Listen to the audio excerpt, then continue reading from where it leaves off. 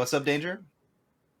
And that's how we're starting. Hello, everybody. Welcome to this week's episode of Out of Our League. My name is Cesar, and today we're being joined by our fabulous panel of hosts. McKenna, Potter Pants 212, our producer this week. Mr. Philip J. Woodward. Hey, everybody. And, of course, Benjamin. Please be excited. It's been a while. Had to do it, Caesar. Sorry. Had to reach for that one. Before we get into our guests, I just want to mention something. On Twitter, whenever we upload an episode, nobody really knows when Gage uploads them. We kind of have to figure that out on our own. And I'm usually the first one to find out, so which is why I tweet about them. But I don't have access to the Simply Sassy account. And Phil is always saying Caesar should have access to the Simply Sassy account. I do it every single time. Give me access, Phil! I don't know, Phil. Give me access! Yeah, keep up the joke. Do we give him access? Keep up the joke. Let me tell you. Exactly, McKenna. That's what I'm thinking. Don't stop saying you should give me access and just give it to me. Listen. Take away, each time he says that, take away more access from other things he's got access to. McKenna could just take away my access from the patch notes. I'll slowly take off your access through patch notes, little by little. You won't notice at first. And All I'll Caesar have has is no the Twitter anchor. account, no Instagram account. All I will have is patch notes anchor account at the end of the day. I have that too. You do. I've got it all now. There goes that swear word within 60 seconds. Here we go, Caesar.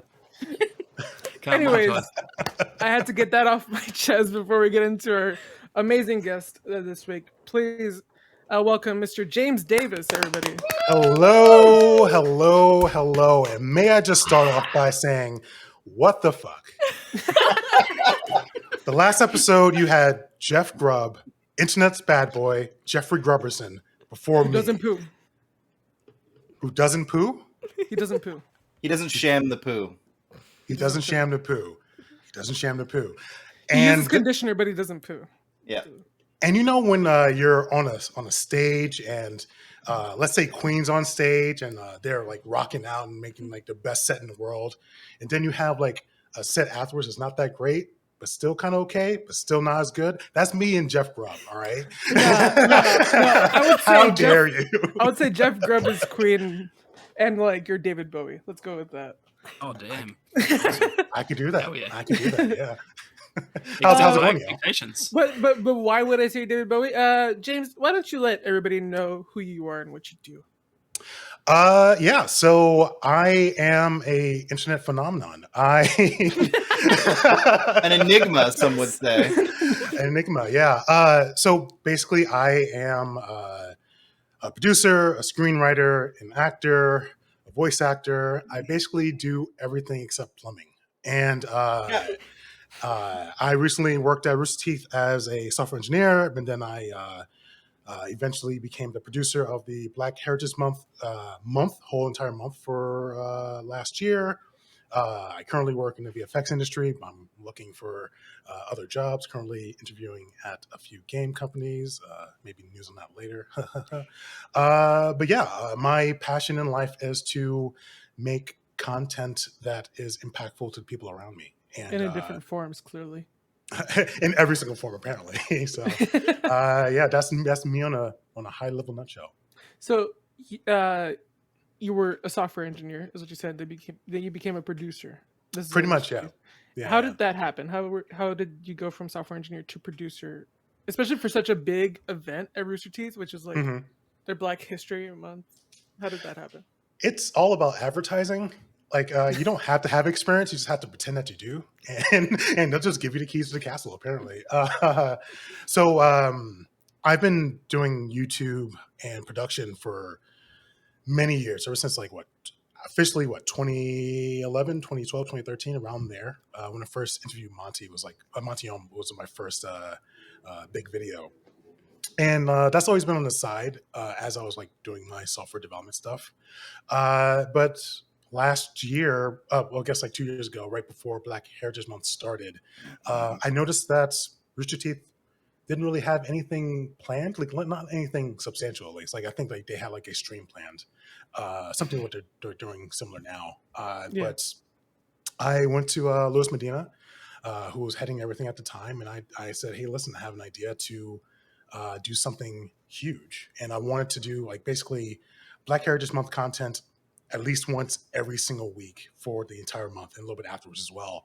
And I gotta admit, I kind of expected him to laugh me out of the room. It's like, no, but then he just like, he just said, you know what?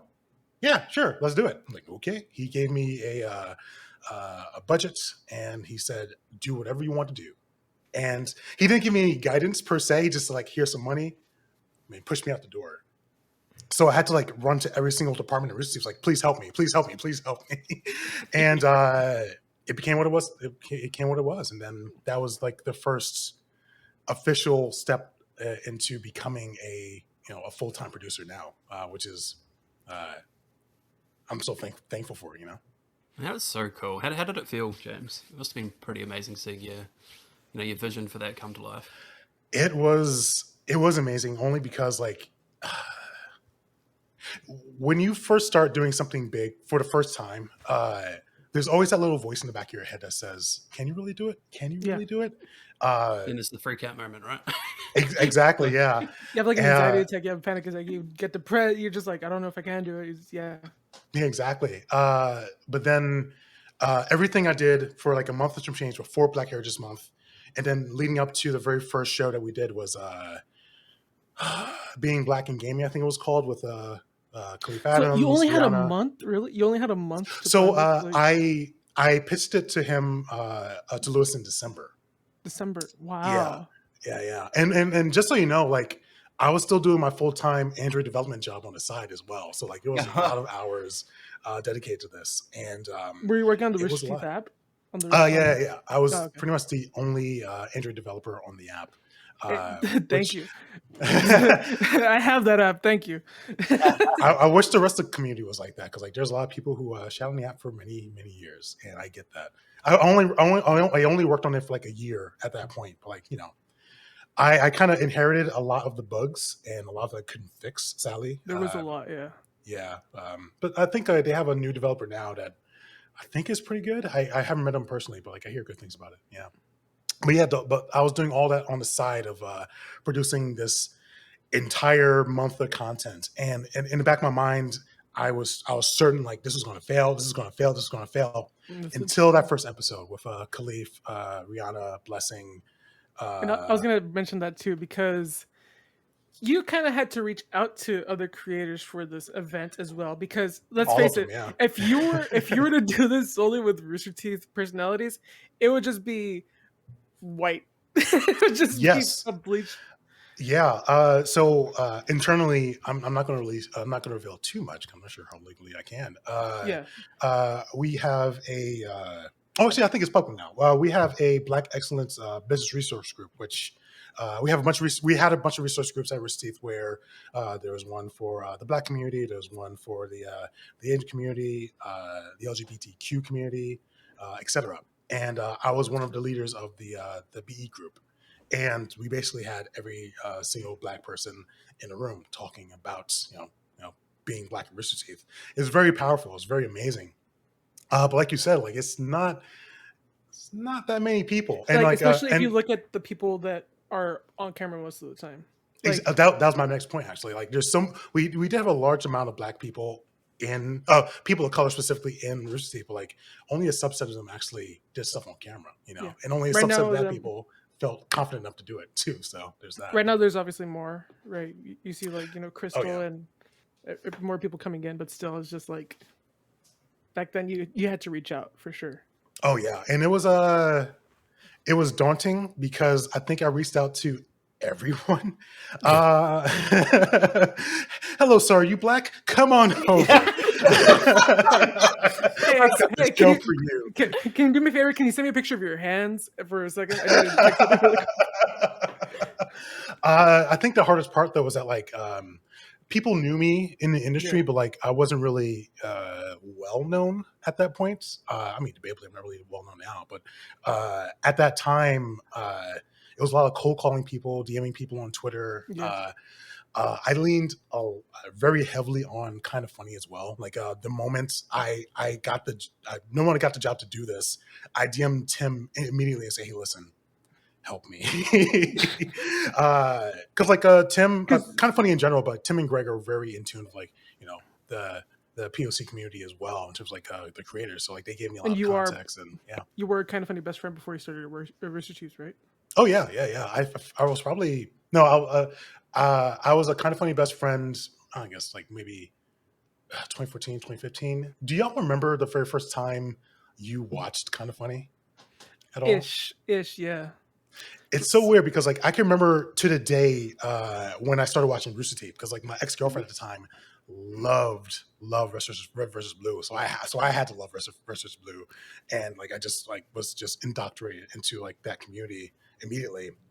And I remember the first time I watched Funhouse. I remember the first time I watched a lot of stuff. But like for Kind of Funny, it was just a happened. part. Yeah, I don't Yeah. know how or why that happens. It's For interesting. me, it was P.S. I Love You was what got me the original, like with The one with Greg. Colin. Yeah. That was, I was like, oh, hey, this is a PlayStation podcast. I like PlayStation. I'm gonna listen to this. Mhm. And I fell in love, with the banter and the side comments from Kevin and stuff like that. And then I was like, who are these guys? And I started looking up Kind of Funny, and then I found out my boss was already like he watched the morning show. He's like, oh, you really? like Kind of Funny? Yeah. He used to watch the morning show, and so he was like, wait, you listen to PS I Love You, that means you like Kind of Funny. And I'm like, wait, who's Kind of Funny? And then so he kind of indoctrinated me into the Kind of Funny world. And yeah, it's so funny. It's so kind of funny how many people you find in the world who are best friends, like just randomly. It's kind of insane. Who was actually. it? Xavier Woods said that he would go to Japan and he would just find Kind of Funny best friends over there. That's amazing. I remember. So I went to. So I recently moved from Louisiana to LA. I've been moving a lot last year, maybe too much actually. And so I decided to sell some of my consoles, the older stuff. Like I had like a Xbox One S that I wasn't really using anymore. And I had a Series S already, so I sold it. So I went to GameStop, and on one of the TVs, while I was waiting for the guy to like look at the console, Tim popped up. And it was weird because like he popped up and I looked at the guy, I was like, I know that guy. And he looked at me, he's like, oh yeah, sure, whatever. But then like I actually told him like exactly what I did, and like I found out he was a huge best friend, like one of the biggest ones. Like, I'm James Davis. Like, huh? Really? It was the most weird experience ever. But it's kind of awesome the kind of spread like that KF has. Yeah. Oh my You want to know how weird the spread Kind of Funny or the Kind of Funny community has? Please, yeah. Ben is in New Zealand, and New Zealand's a small island. It's a very tiny island. You can throw a rock and you can walk around it in like half an hour, And so the amount of Kind of Funny best friends that are down there is like it's gonna be very low, right? Mm-hmm. The amount of Kind of Funny best friends that know Ben is probably gonna be even lower. Sure. Ben has his own merch that has like "Please Be Excited" on it. And one day his mom was in a store. Oh no. And she saw somebody wearing Ben's merch. That's amazing. Ben, I didn't know you were famous. That's cool. Congratulations. That's literally what his mom said. That is literally what his mom said. It was actually the other way around, which is slightly shout out to Mum wearing my merch. She got recognized wearing my merch. Oh, it was your mom got recognized wearing the merch. That's what it was. Yeah, She supported me. She bought the merch, But still, the fact that he recognized the fact that somebody recognized you is incredible. Yeah, there's quite a few. I know there's particularly quite a few on the North Island, but in New Zealand, yeah, there's quite a lot of Kind of Funny best friends. Yeah, and it's weird how it's kind of I want to say it's kind of the opposite in the Rooster Teeth community, because like I feel like whenever I talk to people at Rooster Teeth, the Rooster Teeth community in general, like if I asked them what Kind of Funny is, a lot of them wouldn't know, which is really weird. But at the same time, though, like I think it's because they see Greg and they're just like, that guy's too loud. But I mean, look at Michael Jones. That's the thing. No, that's what it was, because my friend introduced me with Achievement Hunter. Sure. And then from Achievement Hunter, I got into Rooster Teeth, and I saw Greg on the podcast, and I was like, "Who's this guy?" And then that's how I ended up there. Yeah. But I remember the last time. So I was a Guardian at RTX the year before COVID, so 2019. And every time I walked around, I usually walk around like a probably this shirt, honestly. And every once in a while, no one wanted to admit they were a Kind of Funny friend, but like they would look at me like You have to look. It's a secret nod. You get the nod. It's because like Kind of Funny is like the weird black sheep of the Rooster Teeth family. Like, you know what I mean? Like, yeah, and I really don't get it, because like I feel like they align so well in many cases. Which is I feel funny. like a lot of it might be, sadly, it might be because of Greg, because like he is a big heel, right? And he plays Yeah. it up so much on a lot of the shows. And I I remember mean, that one we time when he was on Off Topic, he was just himself. He wasn't like a heel or anything. This is the one with like the famous like math. Yeah. The joke math one. that, Yeah, I saw that one. And you The know, one where I you need to feel leave like, like halfway through it. yeah, and like people loved it, I think, but like, you know, I think that was the only time I really thought of him as like just Greg. And I think it's And also it's just like interesting. the games news thing where people probably don't want to focus on that much or whatever. I don't know. Yeah. we But literally had the heel version of Greg, like in out of our league. Like he came on the show and he found out, you know, Gino Viteri was going to be ahead of him for his episode, and he decided to take that chance to publicly denounce Gino and be like, "Hey, Simply Sassy, who do you want on your show to make it so you put my episode and his episode ahead of Gino Viteri?" And literally publicly called him out, and we got Xavier Woods out of it. So Oh, that's awesome. it was a win-win for everybody, but except for Gino. Gino, who cried himself to sleep that night. but it's okay now. We love Gino. Gino loves us. But Yeah. I have a weird experience in the sense that I don't know a lot of the Rooster Teeth crew. That's funny. Like Oh, really? I know the people that have crossed over with kind of funny content, Hmm. but I wasn't a fan like that was able to go to like RTX and stuff. So I never, you know, I would have gone to RTX and I probably would have met like a bunch of the Rooster Teeth people and started watching like Achievement Hunter and stuff. But I was never able to do that before the pandemic. Sure. So I didn't get to I never really indulge or like you know, got into that side of the content. Like, I think you'd be Um, really into Funhouse and like yeah. because So of Elise and Jane. yeah. But I it's think so what's, too. Yeah. James Willen. what's funny about Rooster Teeth is that they have a lot of IPs that have died, like the Creatures or Game Attack or Game Attack Screw Attack. What was it? Cow Yeah. Chop, especially Cow Chop. Like that one's. Couch Ops is a big one. Yeah. I feel like And Game Attack Screw Attack's a weird one because like well, Game Attack is still alive with Hang Time, and Screw Attack is Death Battle. mhm. But just like what they were initially, it was before Rooster Teeth, but after Rooster Teeth bought them, they kind of like just fizzled in a weird way. Yeah, kind of like I love Hang Time. I don't want to name them now. Hang Time- I love Hang- Hang Time because they are very much the kind of funny equivalent. I think like they run their own company. Yeah, very, they but do their like own very thing. like just cool times hanging out, playing games. Exactly. Actually, did y'all see? So Greg was on the Hang Time podcast maybe a week or two ago. It's like saying no to no politics or whatever. Yeah, Oh, yeah. I saw that. Which was crazy because like Sean's Boland's his style is okay, let's start the podcast. I have nothing to talk about. Let's just talk about whatever. And then like after it's like, okay, this is gonna get really fun. It went straight to like really deep politics stuff like, oh, I wasn't ready for this. That was a great talk though. Yeah. No, I really like what they're doing over there. Hang Time. I really like Sean. I hope we can get him on one of these out of our leagues. But almost definitely. But going back to you for the Black Heritage Month, you had a month to prepare for that, which is funny because at Rooster Teeth they have certain events such as Actual Life where they're getting ready for that like from the last year. Yeah. And then you had a month to Actual Life is a day. You had a month for a month. Yeah, Caesar, I'm crazy. I know. I remember after I pitched it, I turned off the camera. I just sat down of like, fuck, okay. it was a lot. And but even though I doubted myself a lot before the gaming episode, there was still a part of me that felt I could do it. Mhm. And that was the weird thing, because like I've never been, well, no matter what I do, no matter how confident I am in anything, there's always doubt, I think, because like we're human, right?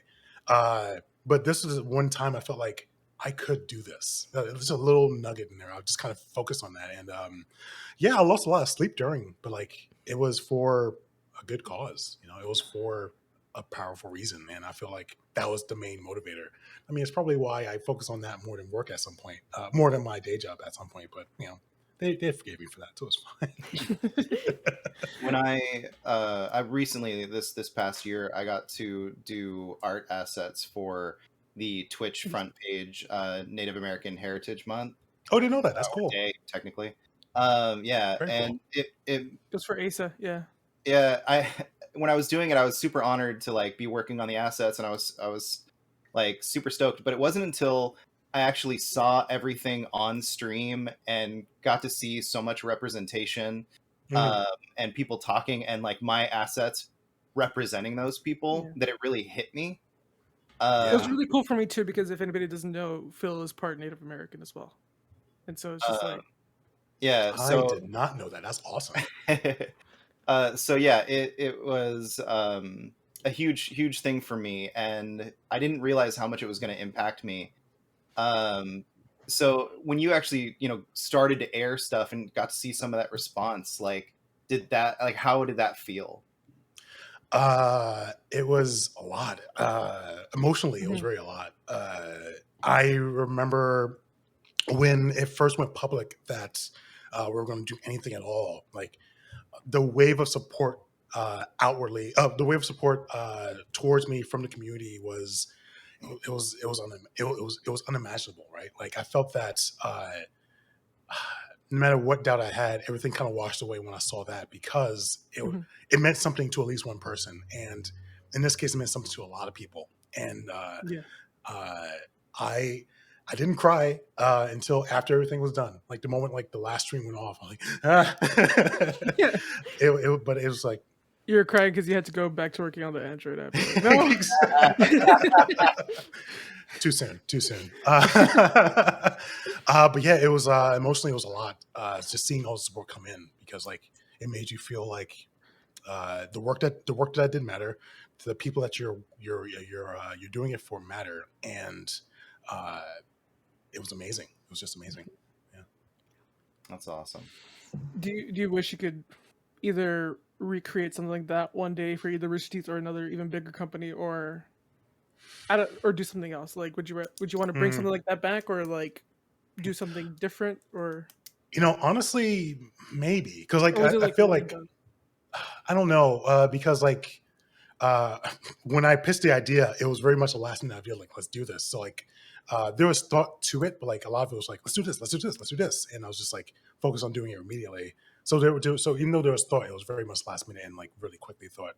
So I would love to have like another chance of doing something similar where I actually sit down and like give it a bit more thought, think about the audience as a whole, even a bit more, and maybe focus on it a bit more as well.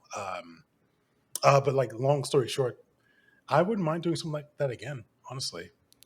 I know this year, Rooster Teeth is probably doing something similar. I don't work there anymore, so I think Yeah. that my other, when I was heading the BRG, I was also co-heading it with two other people, and I think they're heading it this year as like with a stream. So I think something is happening.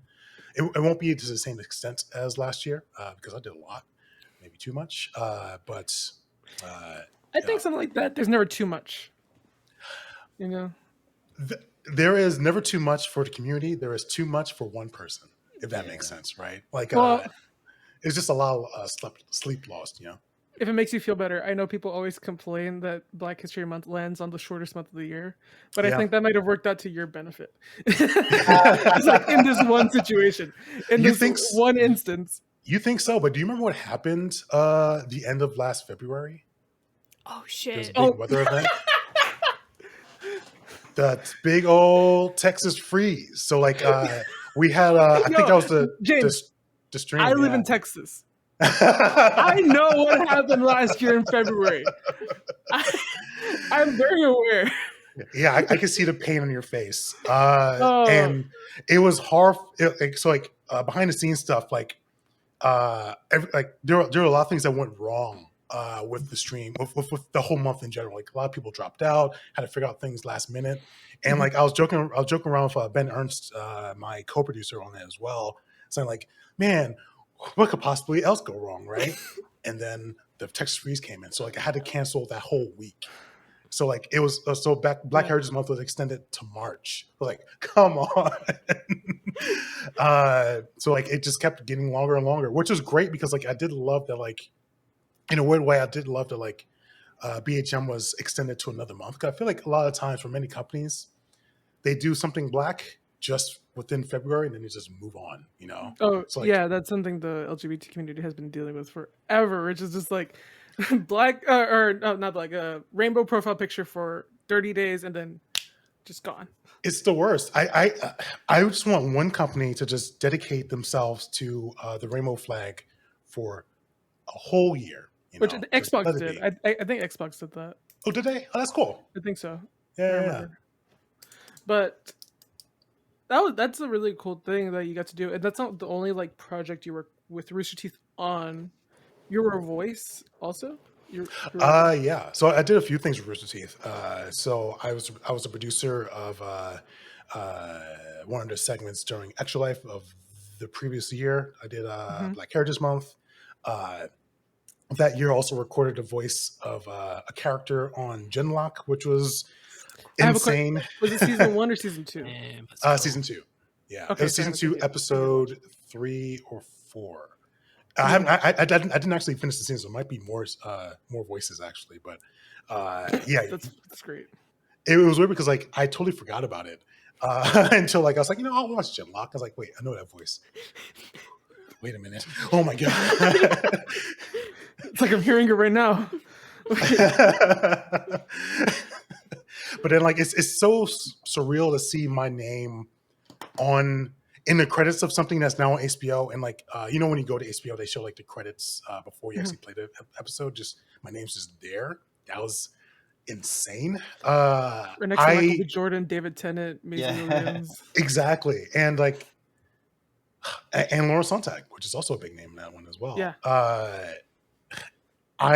For one, I thought I did a horrible job during their actual record, so I didn't think they would actually want to take my voice at all. But like they took it, and like I was there. It was What was that pretty awesome. process like? Like, did you go to a recording studio, or was it stuff that you recorded at home and sent in? This was still during pandemic, or this was during the pandemic, right? Oh yeah. So during pandemic, so everything I did with Rooster Teeth was during the pandemic. I actually was hired after the pandemic started, which is weird because like every time I work with someone, there's still people to this day I haven't met in person.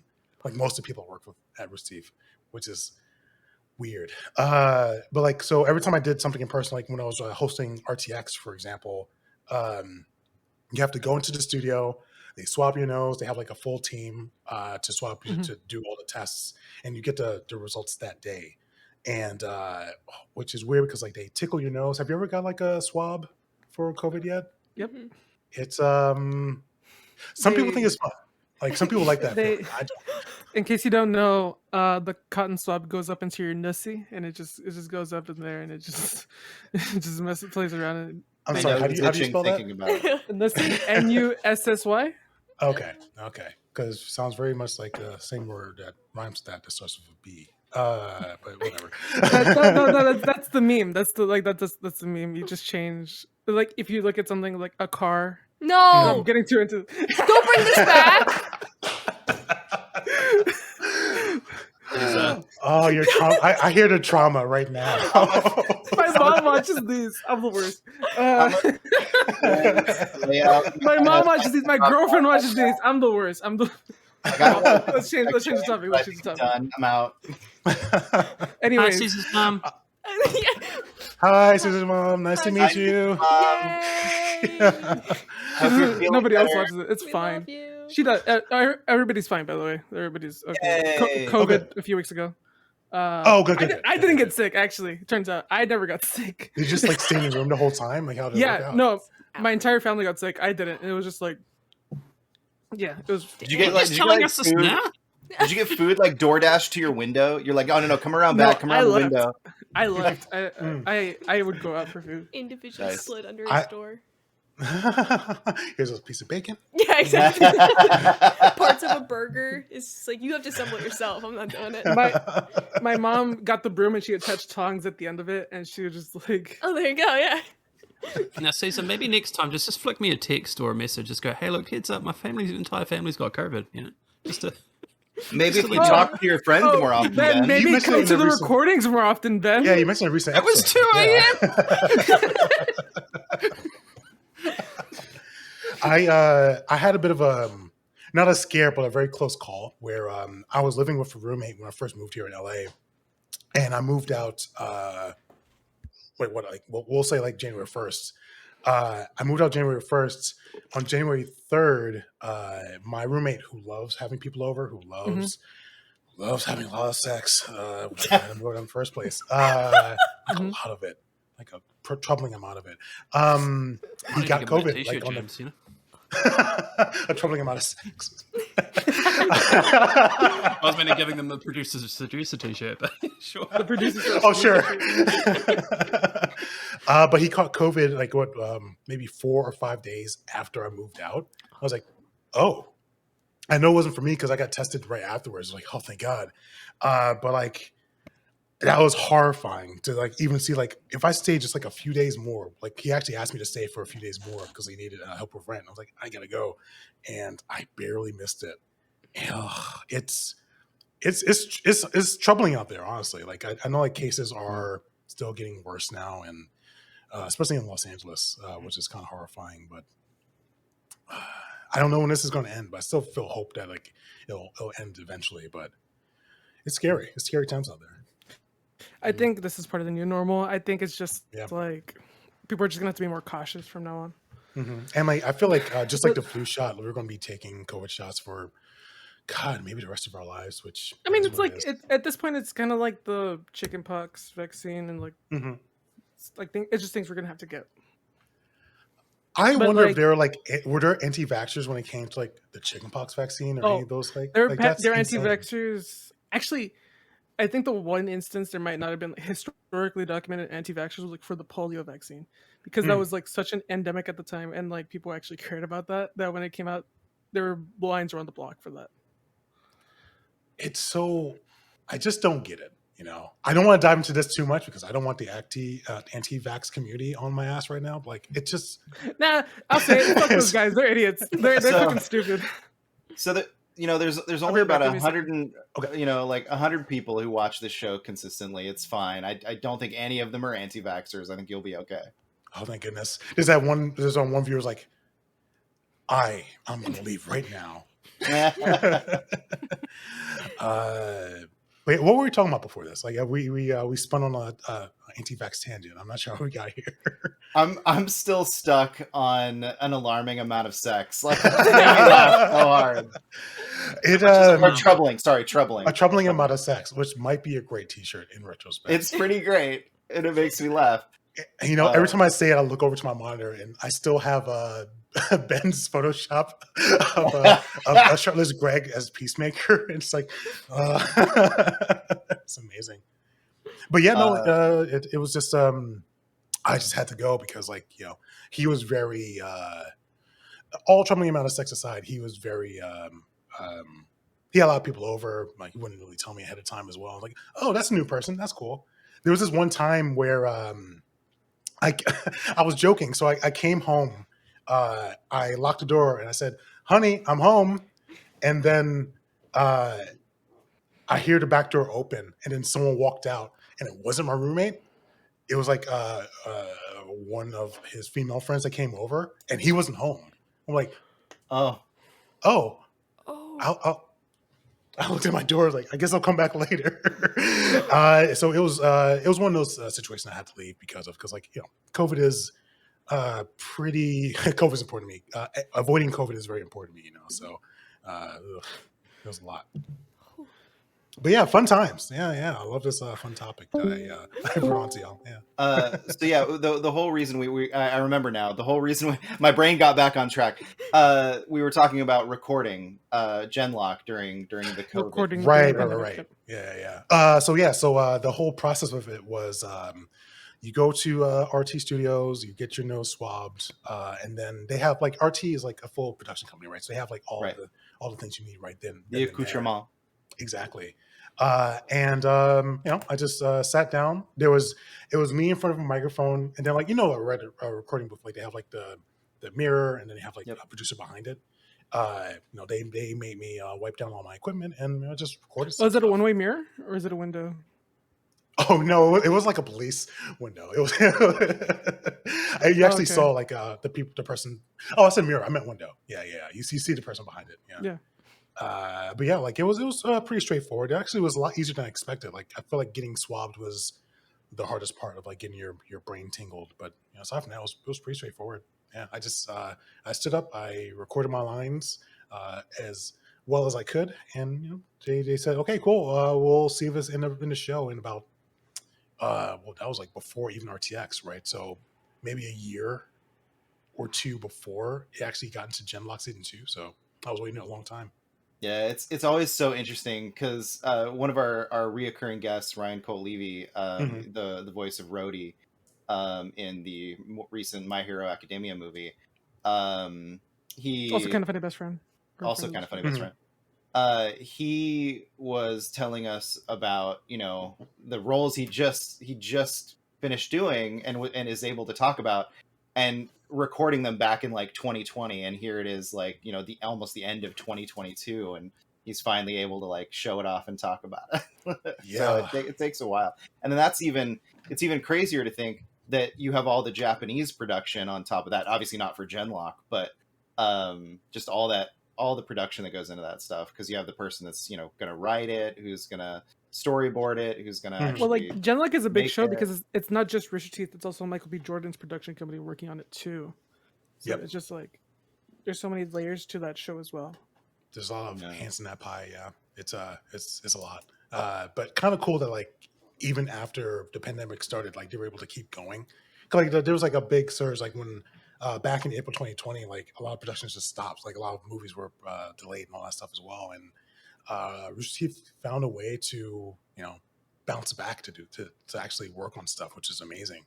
And I kind of feel like they were kind of in the forefront of doing that as well, like figuring out like online podcasting and Yeah, I mean, at having a its good setup. core, it is like an internet company, so it was just Mhm. like kind of funny. It was just like instant that they were just able to pick up. Oh, we could do Discord podcasts. Yeah, let's just do that. I mean, to be Yeah, fair, they've been problem solving forever. We mentioned it earlier, but Red versus Blue, I mean, like it used to be when that came out, the whole kind of machinima era, that was what everyone wanted to do, that like had fun playing video games. They wanted to like get in there with their friends and make short videos where they talk over the characters or whatever. And Red versus Blue found a way to not only make some of the best content in that style, but Mhm. make an entire company out of it that's here 20 years later. It's amazing, and that problem It's solving, I incredible. think, has carried them through all of that. Something that I loved, going back to BHM for a bit. So I had a lot of technical help as well, and Mhm. Michael Lindblad, he's one of my favorite people Legend. at Rooster Teeth. He's one of the technical directors there, Yep. Probably the head one, I think. Yeah, And he's a legend in like Rooster Teeth broadcast. Yeah. yeah, Yes, exactly. one of my And role it's like models. So, Sorry. you don't know this, but McKenna's actually studying broadcast in school right now. I'm doing it Oh, because of awesome. Rooster Teeth. Like the Have reason I like producing is because of Rooster Teeth. Have you talked to Michael at all? Oh, I've never talked to him. No, just Oh, you got to at some point. It's one like I'm gonna go on a big tangent right now. So my very first time I went to Austin was Mhm. for RTX, whatever year it was.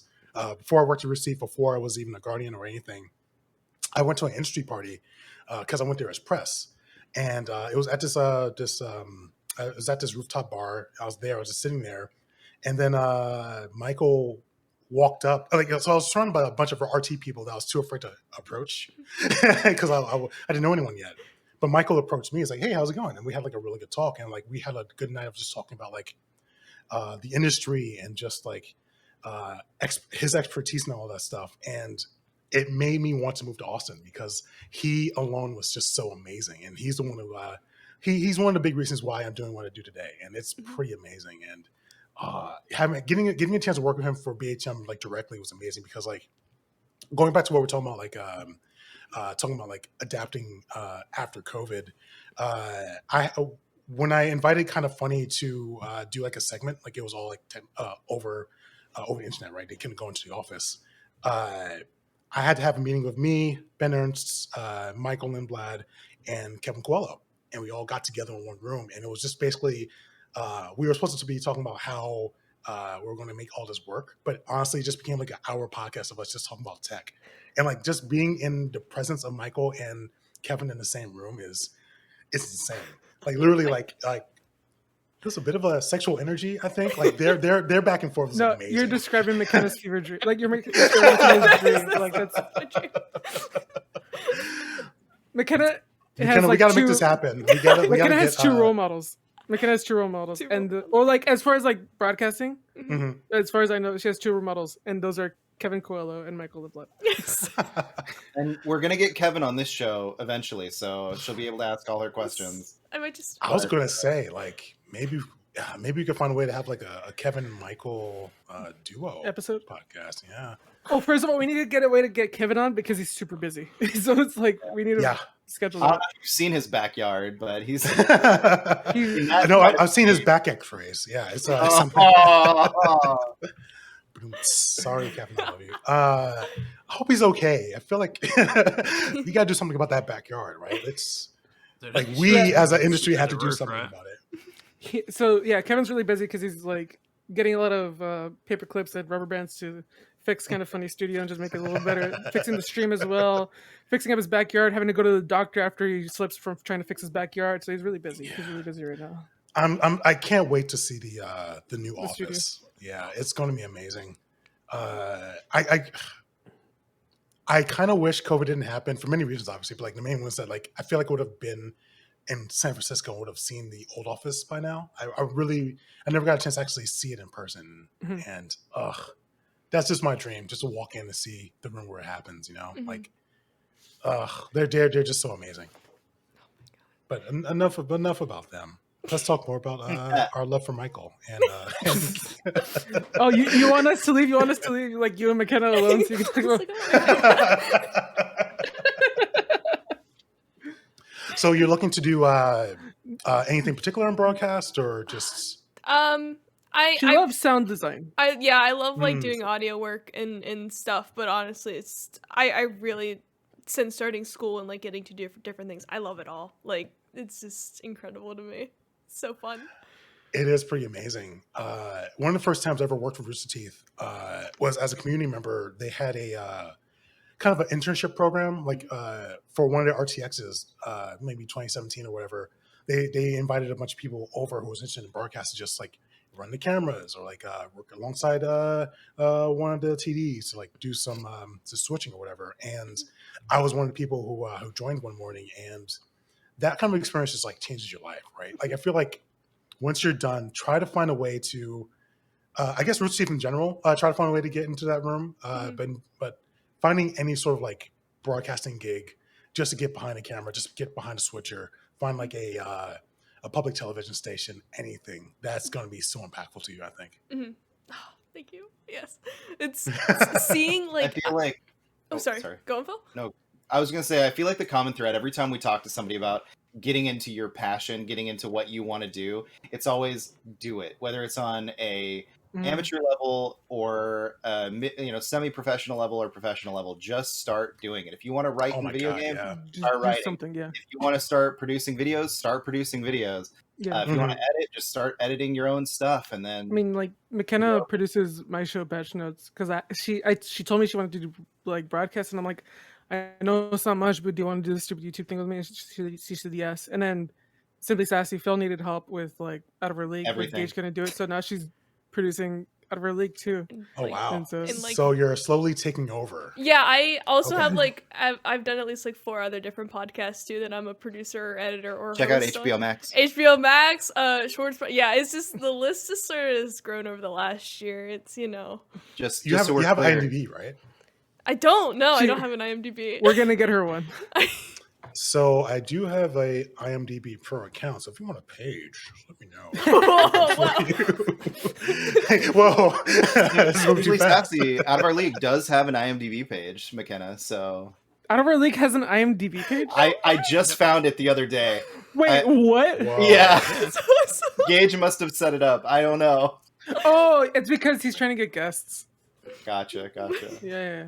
Oh, I guess. Oh, okay, that makes sense. Yeah. Yeah. It's wild. That's good to know. Yeah. But yeah, no, let me know. I'll throw you on all the pages. You know.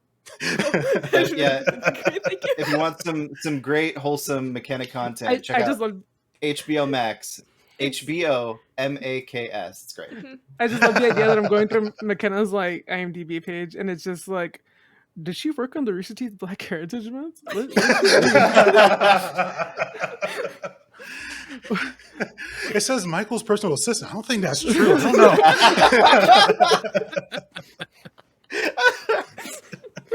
Did they have a Jeopardy stream during the Black Heritage Month? What is she doing?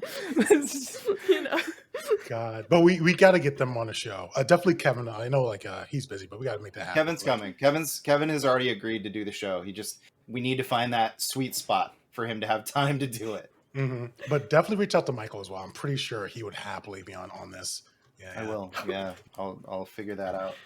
That's just gonna be an hour and a half of me bombarding him with technical questions. The hard part is always figuring out that email. You know that sweet email, sweet email.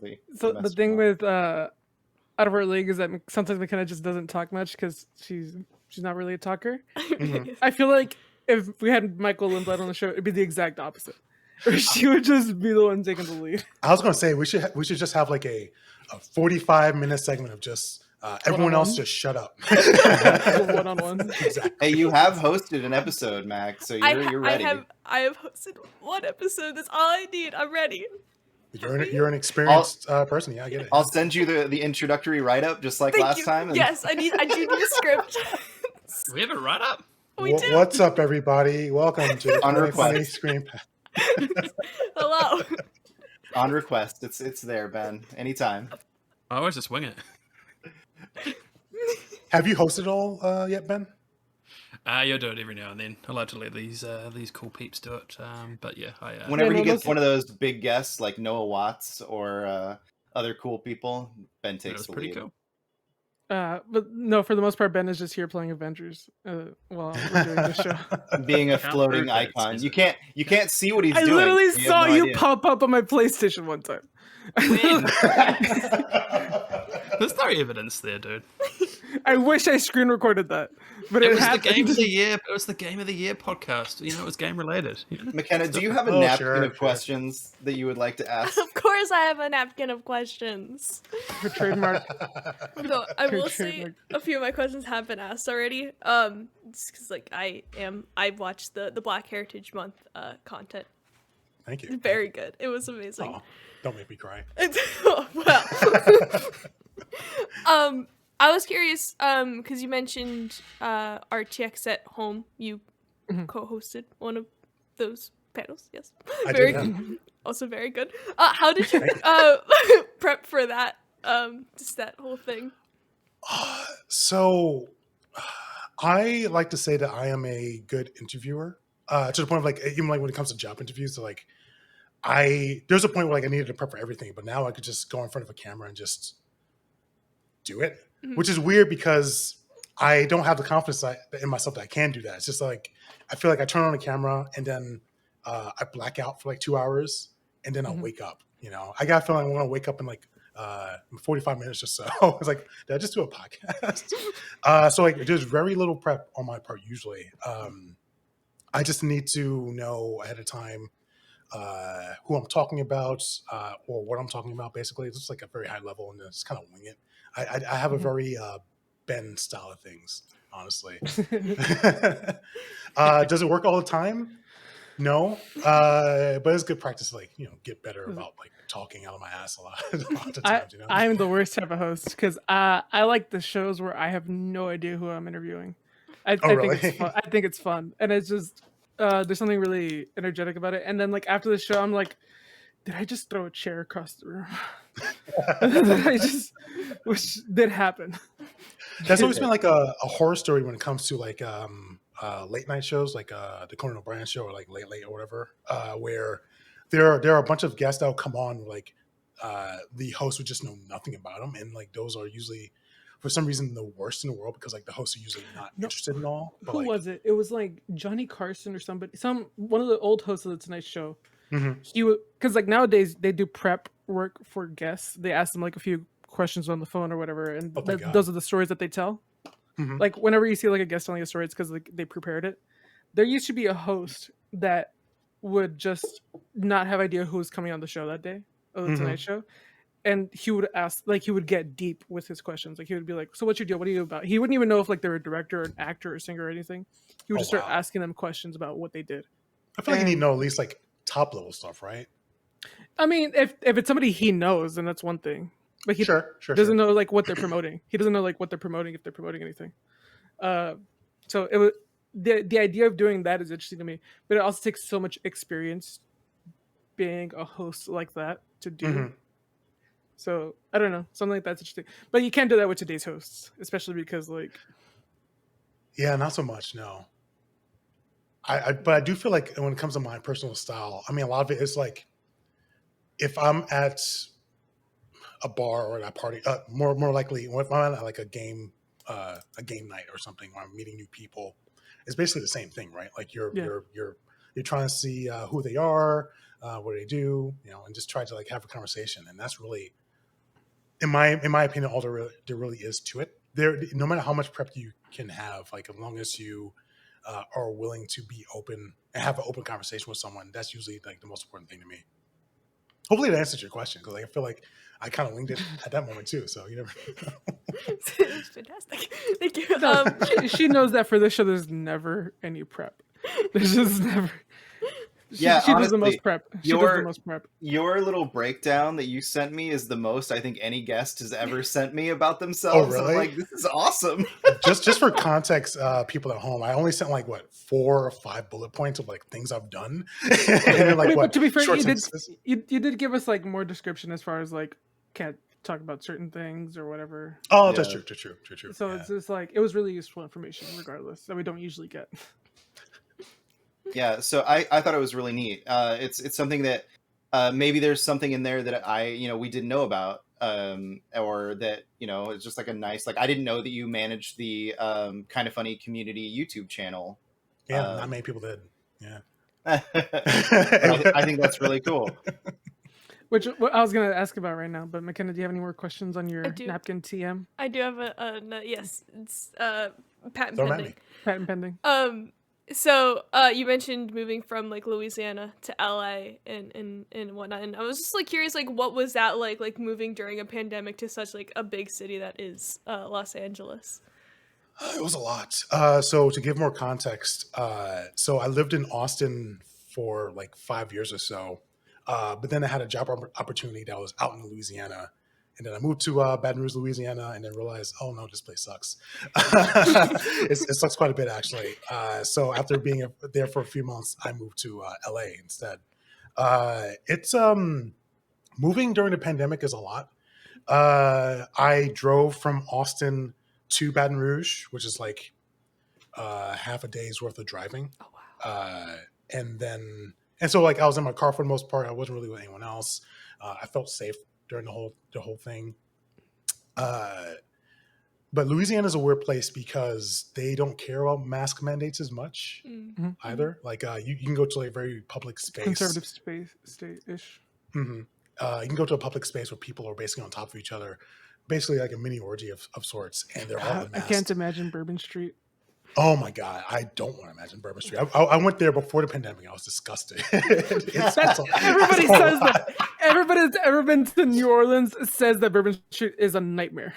It's I like hell on earth.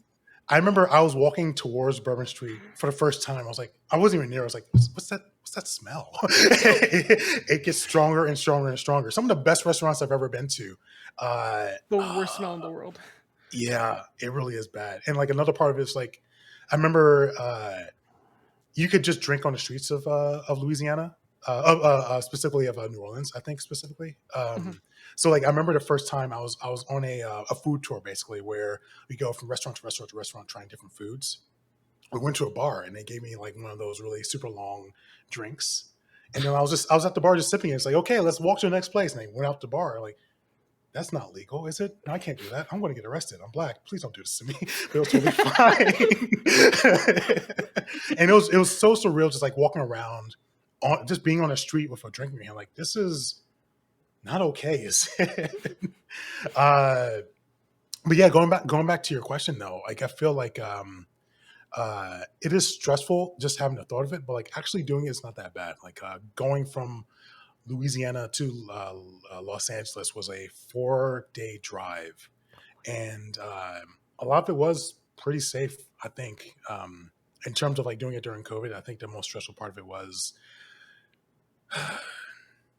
I guess the most stressful part was like going to like public spaces like gas stations and whatnot, and finding different variations of crowded spaces and different variations of masked spaces as well. But overall, it's fine. I think it was okay. Yeah. Thank you very much. No, of course. I one of my favorite parts of like actually moving over from both Austin to Louisiana and Louisiana out here was have you ever been to a Buc-ee's at all? Or do you know what Buc-ee's God, is? don't get me started. What's a Buc-ee's? I will rant after you explain what Buc-ee's is. But I just, Actually, do you want to explain it more? Because like I've only recently experienced it, so oh really? because Okay. I only lived in Texas for so long. So Buc-ee's. I have nightmares about Buc-ee's. No, Buc-ee's is a gas station chain in Texas. And you might be like, oh, it's just a gas station chain. It's just like a 7-Eleven. Like 7-Eleven, yeah, sure. No. It's a phenomenon. It's crazy. It's like as big as a Walmart sometimes. It's like as big as a supermarket sometimes. yeah, And it's just like a scary. massive gas station with hundreds of pumps. With hundreds of like gas pumps in some places. There's so many pumps that like you can just park up to a pump and just park there and leave. Yeah. Yeah, you don't have to literally- like find a parking spot. It's amazing. Yeah. Literally, sometimes you could like if you need to go inside, like you could park at a pump, and it'll take you like 10 minutes to get to the gas station just walking. Like, Yeah. that's how far it is. Like you could be in the next town over and still like be trying to get to the gas station. No, but it's so weird because it's one thing if it's just a big gas station, Mhm. but this gas station has a fucking mascot. Bucky the Beaver is the mascot of this fucking gas station, and everybody in Texas loves him. And I Yeah. don't get it. What have we got against beavers, dude? It's a gas station beaver. It's a gas station. I mean, when you say it that way, sure, it doesn't sound that great, but But like, I get Mickey Mouse. He's the mascot of the Walt Disney Okay. Company. He had cartoons. He had movies. He has a ride in Disney World. He's an iconic character. He's got like I Sure. understand when I see somebody with a Mickey Mouse shirt, I don't get upset. When I see somebody with like a Darth Vader shirt, like he's a villain, but like he's like the face of Star Wars. It's a very iconic franchise. Sure, I get it. If I see somebody like even with like a mascot from a football team, like football is a sport and it's something like people see every day. Mhm. It's like a thing. Sure. This is a gas station.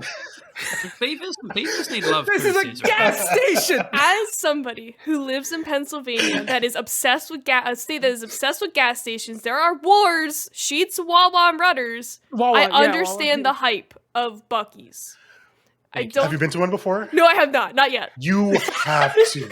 It is I'm looking at the this most now. magical place in It's the a world. religious experience. It's weird because I hate Buc-ee's, but I go there and I can't help but fucking love it. And it's crazy. It's I lose my mind because like it's a religious experience. It's like going to Mecca. Like it's weird. Like it's just it's like the restrooms. I've never seen a cleaner restroom in my life.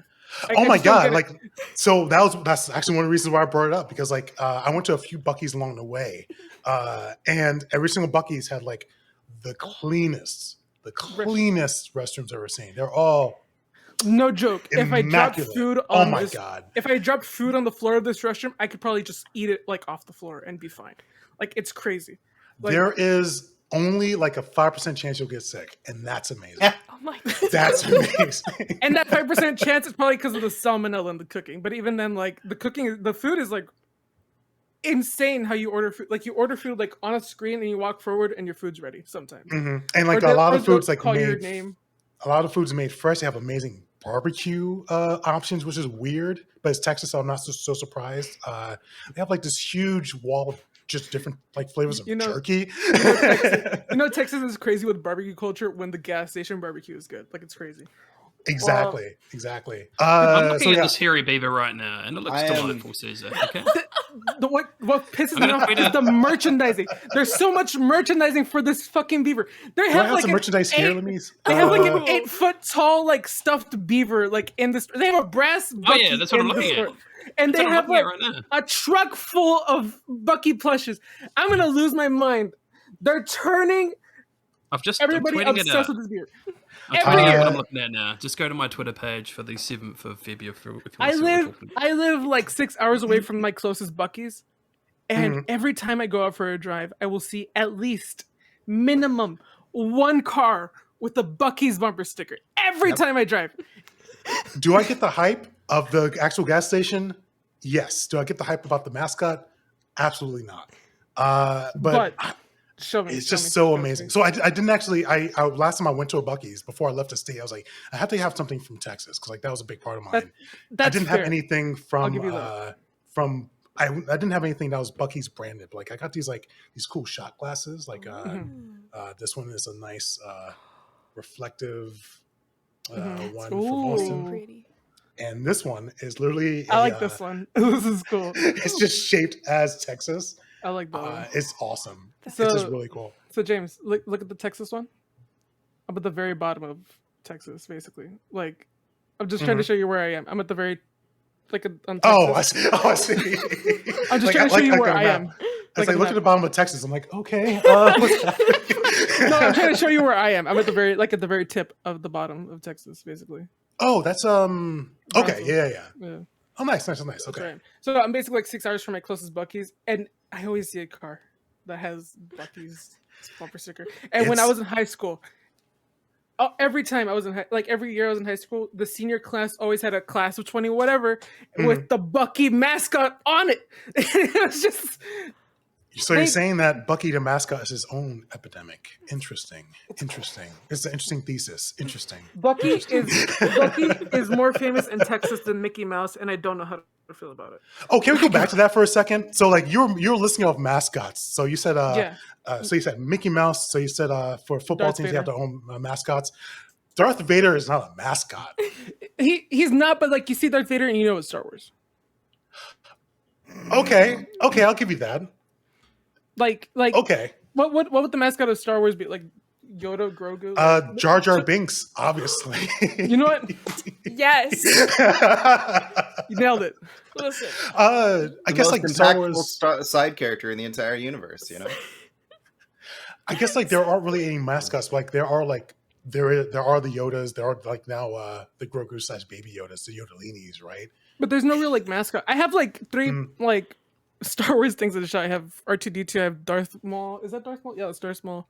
I have Grogu. I have a Chewbacca thing right here. There's no like Star Wars mascot. Like I feel like Chewbacca might be a good mascot, but I think I would debate the mascot would be like the main Luke. character. So it Luke. would be like Luke. It would be Rey. fair. I guess it would be Darth Vader. It would But be like Anakin Luke as is well. not really like easily drawable because it's a human face. It's more Camel's face. Like unlike Sure. Mickey Mouse. Mickey Mouse is just 3 circles and you got Mickey. I guess that's true. Yeah, Mario yeah. is just like Mario is iconic too because he has the M hat. And it's just like the face, the mustache, the eyes. I actually think you just The landed on nose. it. I think is not really about like fame. It's more about them being Iconic. iconic, right? Like Spider-Man is iconic. Yeah. Luke Skywalker. Yeah.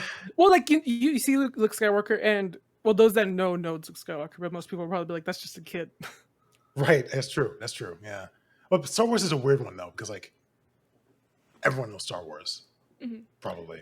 Yeah. Like everybody knows the big spoiler at the end of Star Wars, even people that have never seen it. hmm Like, Yeah. That's when Dumbledore dies. Yeah. yeah, That was a scary moment. yeah.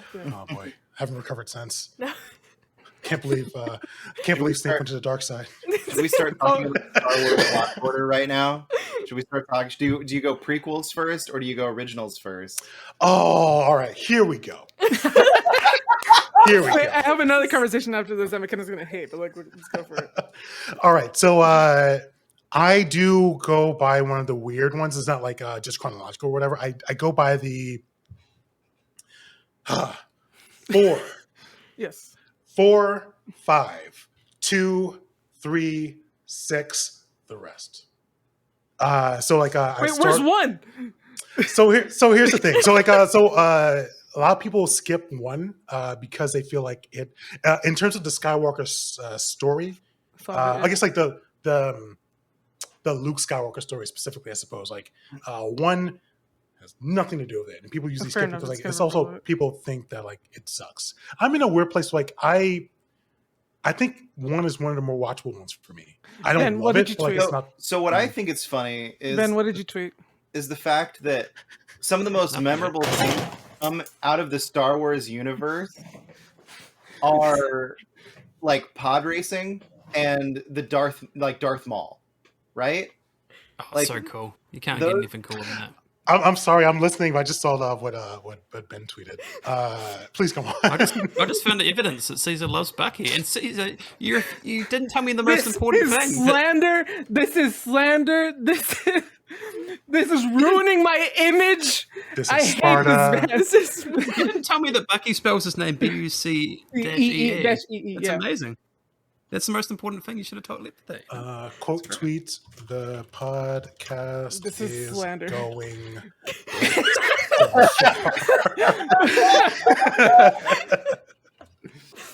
Where did you get that picture? Instagram? No, it was on Twitter, dude. It was all on Twitter. Okay. I just found it. Didn't even need to edit it. When did you take that picture with Bucky? Oh, I see what you're saying. Fuck you. I'm sorry, Phil. Please go. No. I think it's funny how many people get down I on. disown this picture. This is not a real picture. It's doctored. The lighting's not even good. I don't know. It looks like the sun is in the right place. The lighting is really bad. Even though the It's sun's not like even good. here, your face is well lit, so that's how Exactly. physics works. No, I don't know. And Phil, don't even bring sassy Squatch into this. Anyway, I love how Phil's like constantly trying to move on, and I get it. This is what he does, and I refuse. The Duel of Fates fight is just amazing. It's so freaking you have Duel of Fates, you have Darth Maul, and you have pod racing. I Oh, feel like oh, those really things good. are referenced. Have you guys so seen the Duel of much. Fates lyrics video? It's No. Corn on the cob. That's funny. It's just like has wrong lyrics. The whole. It's like it's awesome. That's pretty great. I'll have to We check could that out. probably watch it in the post show, but yeah, it's great. But yeah, for how many people say they hate that movie, they reference those three things so much whenever Yeah. they're talking about Star Wars. Yeah, and I get like the old fogies who love the original trilogy because like it is amazing, right? It's one of the best feats of cinema at the time.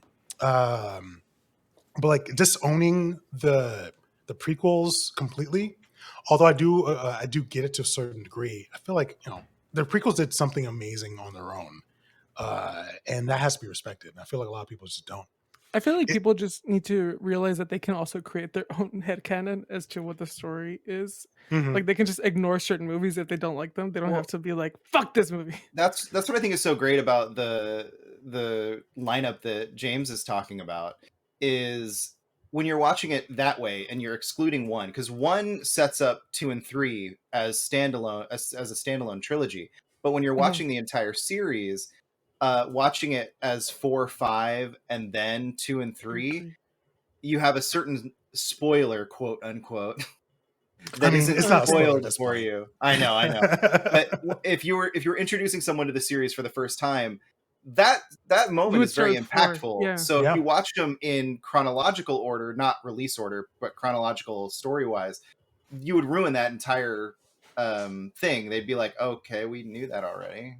So watching it 4, 5, then 2, 3, and then 6, I think is a really fun way to do it for sure. Yeah, I used to think like finding different ways of watching this series as a whole was goofy, but like 4, 5, and then Luke, I am your daddy, and then you go back to like Anakin's story. It is Just Anakin It's just a good being way of- like a Jedi already. Not being yeah.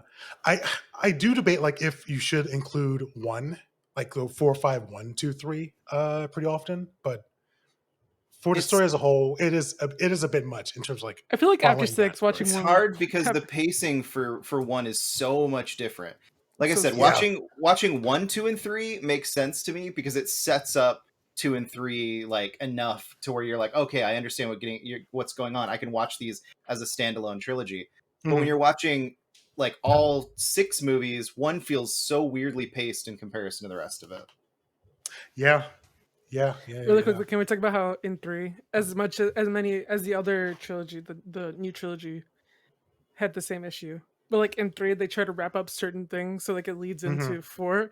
And so like it's just like, why is Anakin in the suit? Let's just burn him up. Okay, sure, why not?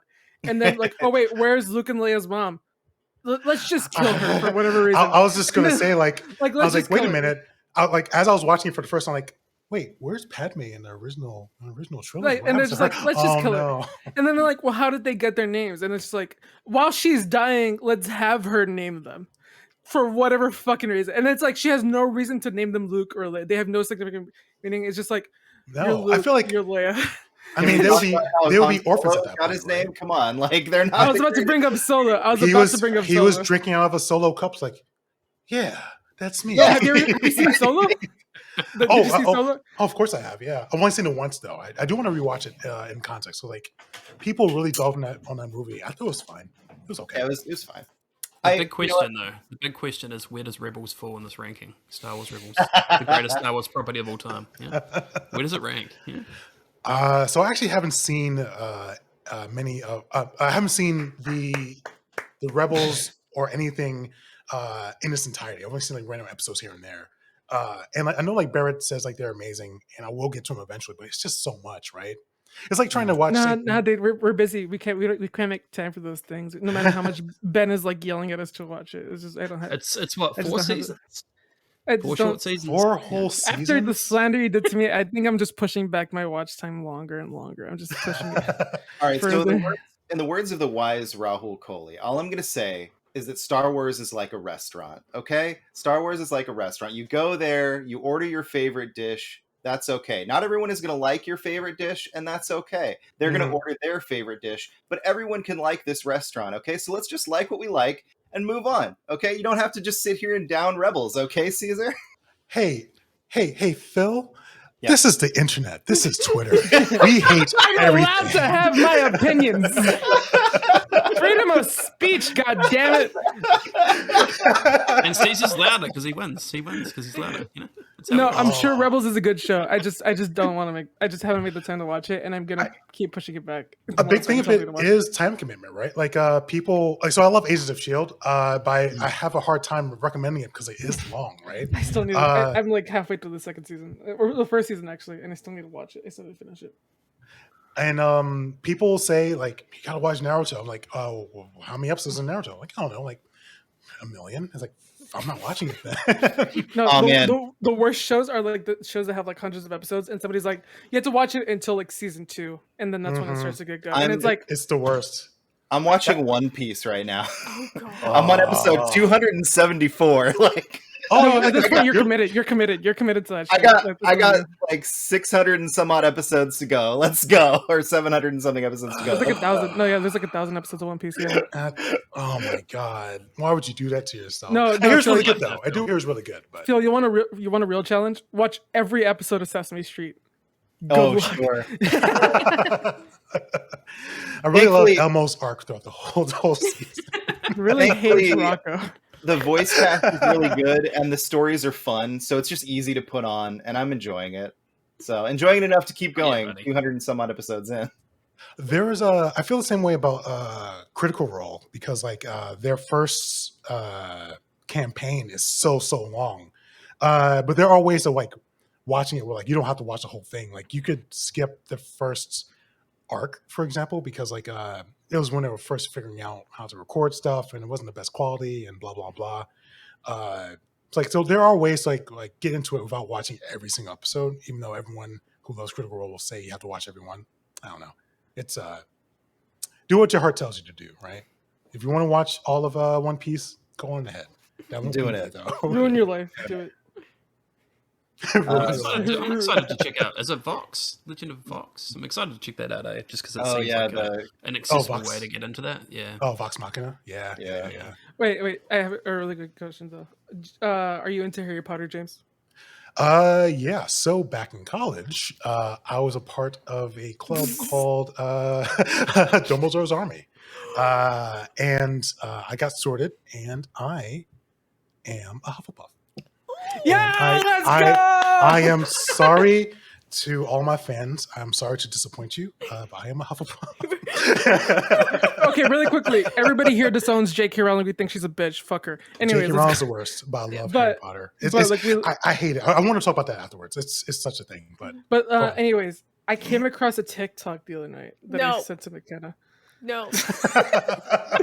And the question was this: No. if a couple drinks Polyjuice Potion to look like each other, they could like experience like what the other one is having during sex, right? And then the guy was just like, wait. The guy in the video was like, wait.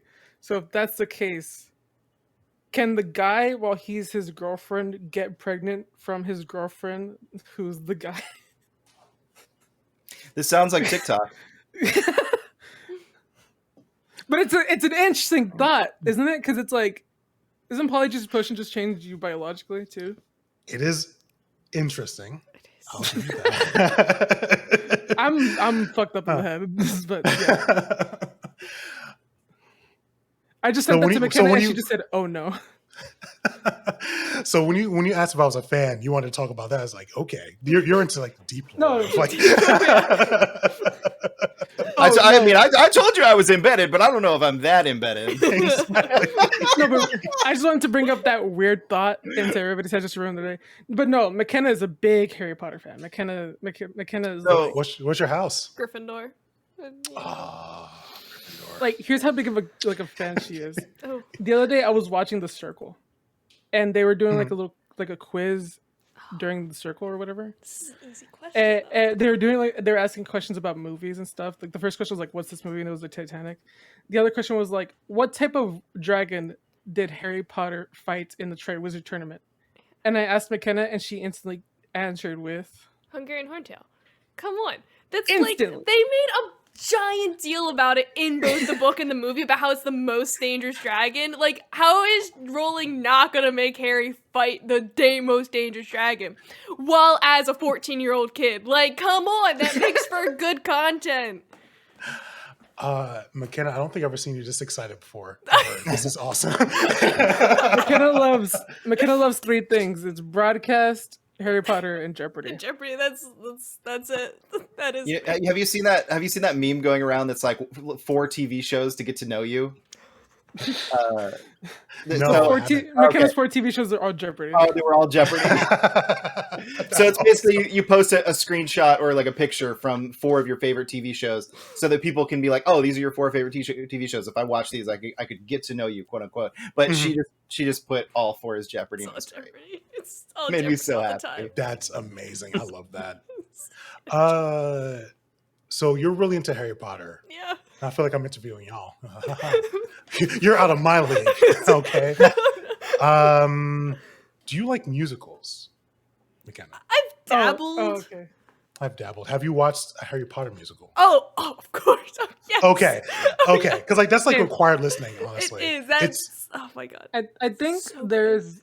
I don't think I'm able to find content, Harry Potter content, official or unofficial, that McKenna probably hasn't seen already. Oh, this is. Listen. Well, I guess luckily I have my fanfic right here. No, I like pull up some documents. Live real quick. reading Live reading. of James's fanfic for Harry Potter. One day we do need to do a show which is McKenna doing fan fiction for Harry Potter, and then we can all play the voices. that Wait, would we be can just great. or we can just do script readings of the entire like movie scripts.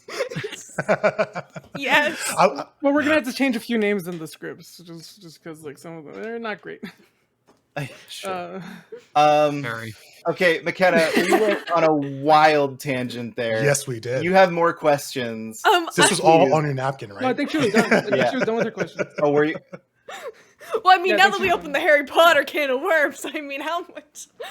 I can go on forever. What's your favorite book and movie? Oh, so that's a tough one. Do you have a movie damn, I have watch to- order? 5, 1, 3, 2. Okay. So it's tough because I haven't actually read or watched Harry Potter in years. I got to start doing it again, honestly. I remember. Oh God. Oh God. I gotta think about this. Like, come back to me later. I gotta think about it. God, no, I'm going to say something that's going to upset someone. Ben, do you have any questions? Do you have any questions, Ben? I've got so many questions. Let's go. No, I'll start with you. What's your favorite James inspired Photoshop? Because like my relationship with Ben right now is like every time something Yes, goes I on the love internet, you. I just throw ideas at you, unpaid. So sorry about that. But I'm pretty sure this is how I learned about you, like outside of like the content that you do. Oh, yeah. Was you messaging or replying to like a Ben thread or like adding Ben and going, "Hey, can you do this real quick?" And And I'm they're like, always "Oh, hey, stellar I'm gonna ideas. They're follow always him stellar because he's ideas. cool. He likes Ben. He's cool." No, I love Ben. I also love like every single time like you're like, I'll do it. Yeah, sure, no problem. Every single time I feel bad about it, I was like, I'm not going to open up Photoshop. Ben. They're always stellar ideas. And to answer your question, there's only one answer, and that's the Greg Miller blessing Captain America shield. That was fantastic. Yes, I think my favorite one is there's a photo of Nick. He has a really famous, really fancy photo of him at a bar holding up like a glass, Yeah. kind of weirdly like this. But We he has, like, actually bourbon did in it. an Yeah. entire Photoshop based on that picture, like on the Kind of Funny stream. Oh, cool. One time. Yeah. Oh, I Is that a didn't see whole- that. I got to check it out. Yeah, it's so much harder because they're doing it on their stream content now. Mhm. So it was like in the middle of one of their streams, they did a Photoshop challenge with that picture in it, with Snowbike Mike and I think it was Nick and Andy were all Oh, there. sure. My favorite thing about that is like I saw that and I instantly like literally like I saw the photo and like 2 seconds later I messaged Ben. It's like, hey, listen, can you make this milk mommy? And can you put I can you put remember milk this. in the glass? And that is absolutely my favorite thing because like the milk looks real. It's kind of Let me amazing, tell you, I've actually. stepped my game up for that milk. Milk has never looked more realistic than in that Photoshop. Didn't take too long, but I really had to up my game on that one, so I really appreciated that one. I'm proud of you. I'm proud of you. You I are an didn't- inspiration. I love you. I didn't realize that was the Inspired. James request. That's awesome. Oh, there's so I many love great that James Photoshop requests. so much. That's great.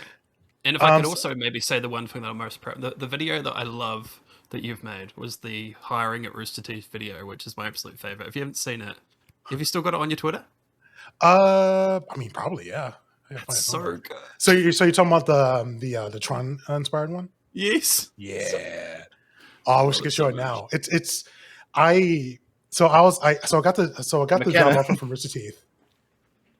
Looking at it. Oh no, I was just gonna say like What we're gonna steal this video and we're gonna just put it right where you say I wish you could show it now. They put the time And we're code gonna in. insert it. We could probably watch it during the post show, or I don't know. We'll see. Oh, I can edit it. Probably. Here it Yeah, is. that's I mean, what I I was can send thinking. you a link if you want. Perfect. Well, so the big thing about that is like I'll be slightly distracted while I'm looking at my Twitter as well. I was hired at Receive. I got the offer, and then I knew like I had to do something, and then I say, "Fuck, I'm going to do a Tron inspired intro with a bunch of these jokes and all that stuff." It was one of the hardest things I've ever done, and I kind of regret doing it only because I spent so much work on something I didn't get anything out of. But it's funny because like when I joined RT officially, I went to their Slack channel, Slack server, and I got so many DMs from people. It's like, hey, I saw your video about joining the company, and that's how I met a lot of people. So put things out in the world, and people will love it. I think. I was gonna say you must have definitely got your name out there because man, it was so good. What a way to Thank you. announce that you're starting a new company. You know? That's Now I don't have a Oh. napkin like McKenna here, but I do have a list of questions here. So There first she off, is. I just want to know what you're watching at the moment. What sort of what are you watching? What are you playing? So right now, I'm definitely watching Peacemaker. That is Yes. it is amazing. It Yeah. I was is hoping you'd say. so much better than I thought it was going to be. Honestly, Peacemaker's amazing. I just finished Succession, which I'm very upset about because it was a 9-episode season and not a 10-episode season. So like it kind of felt short. I kind of felt it felt short sighted, but like it was really good nonetheless. Video game wise, because I have been moving so much, I missed a lot of games in 2021. That was a big problem of it. Like that's why when I was I'm planning to be on the Game of the Year chats. I had to think of like a list of games I even played that year. Right now I'm playing a few games I missed, and right now I'm going through. I'm finishing up Spider-Man Miles Morales, what I started, but now I'm actually going through it, and it's so good. It is so good. But overall, like I haven't really been diving into as much as I would want to because I want to focus on. I'm a screenwriter. And I need to like actually start writing again because I've kind of fallen off of that over the last year or so. So it's kind of like it's a big balancing act of like trying to figure out how to watch as much content as you can while being in a job that takes up a lot of your time, while also wanting to focus on my own things as well. Like it's one of those had to drop, and sadly, entertainment was one of those things. But yeah, I'm getting back to it. Nice. And what's the writing process like for you? What do you normally like to do there? Oh, that's a big question. I don't know where to start with that actually. Like, can you lead me a bit more? So when you're starting a project or you've got an idea in mind, is there a certain process that you go for, or is it kind of different each time?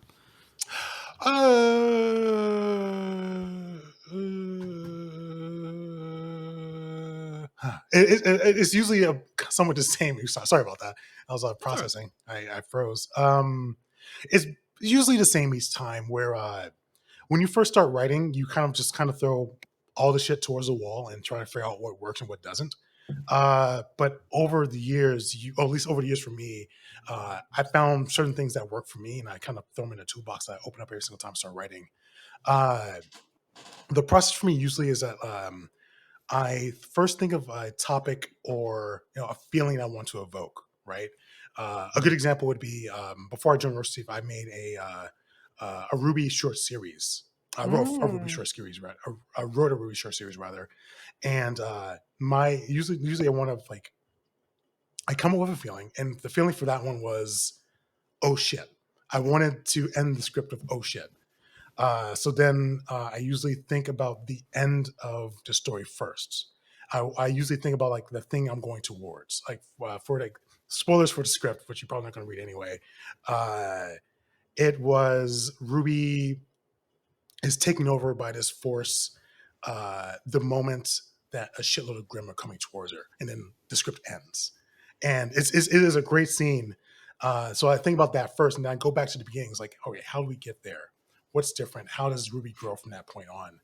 And it's really just like kind of peppering in, feelings along the way. But it's hard to put into words in just one episode of this podcast, honestly. But yeah, starting from the end, going back to the beginning, and then writing from there. It's usually like my sounds go-to. hype as hell, dude.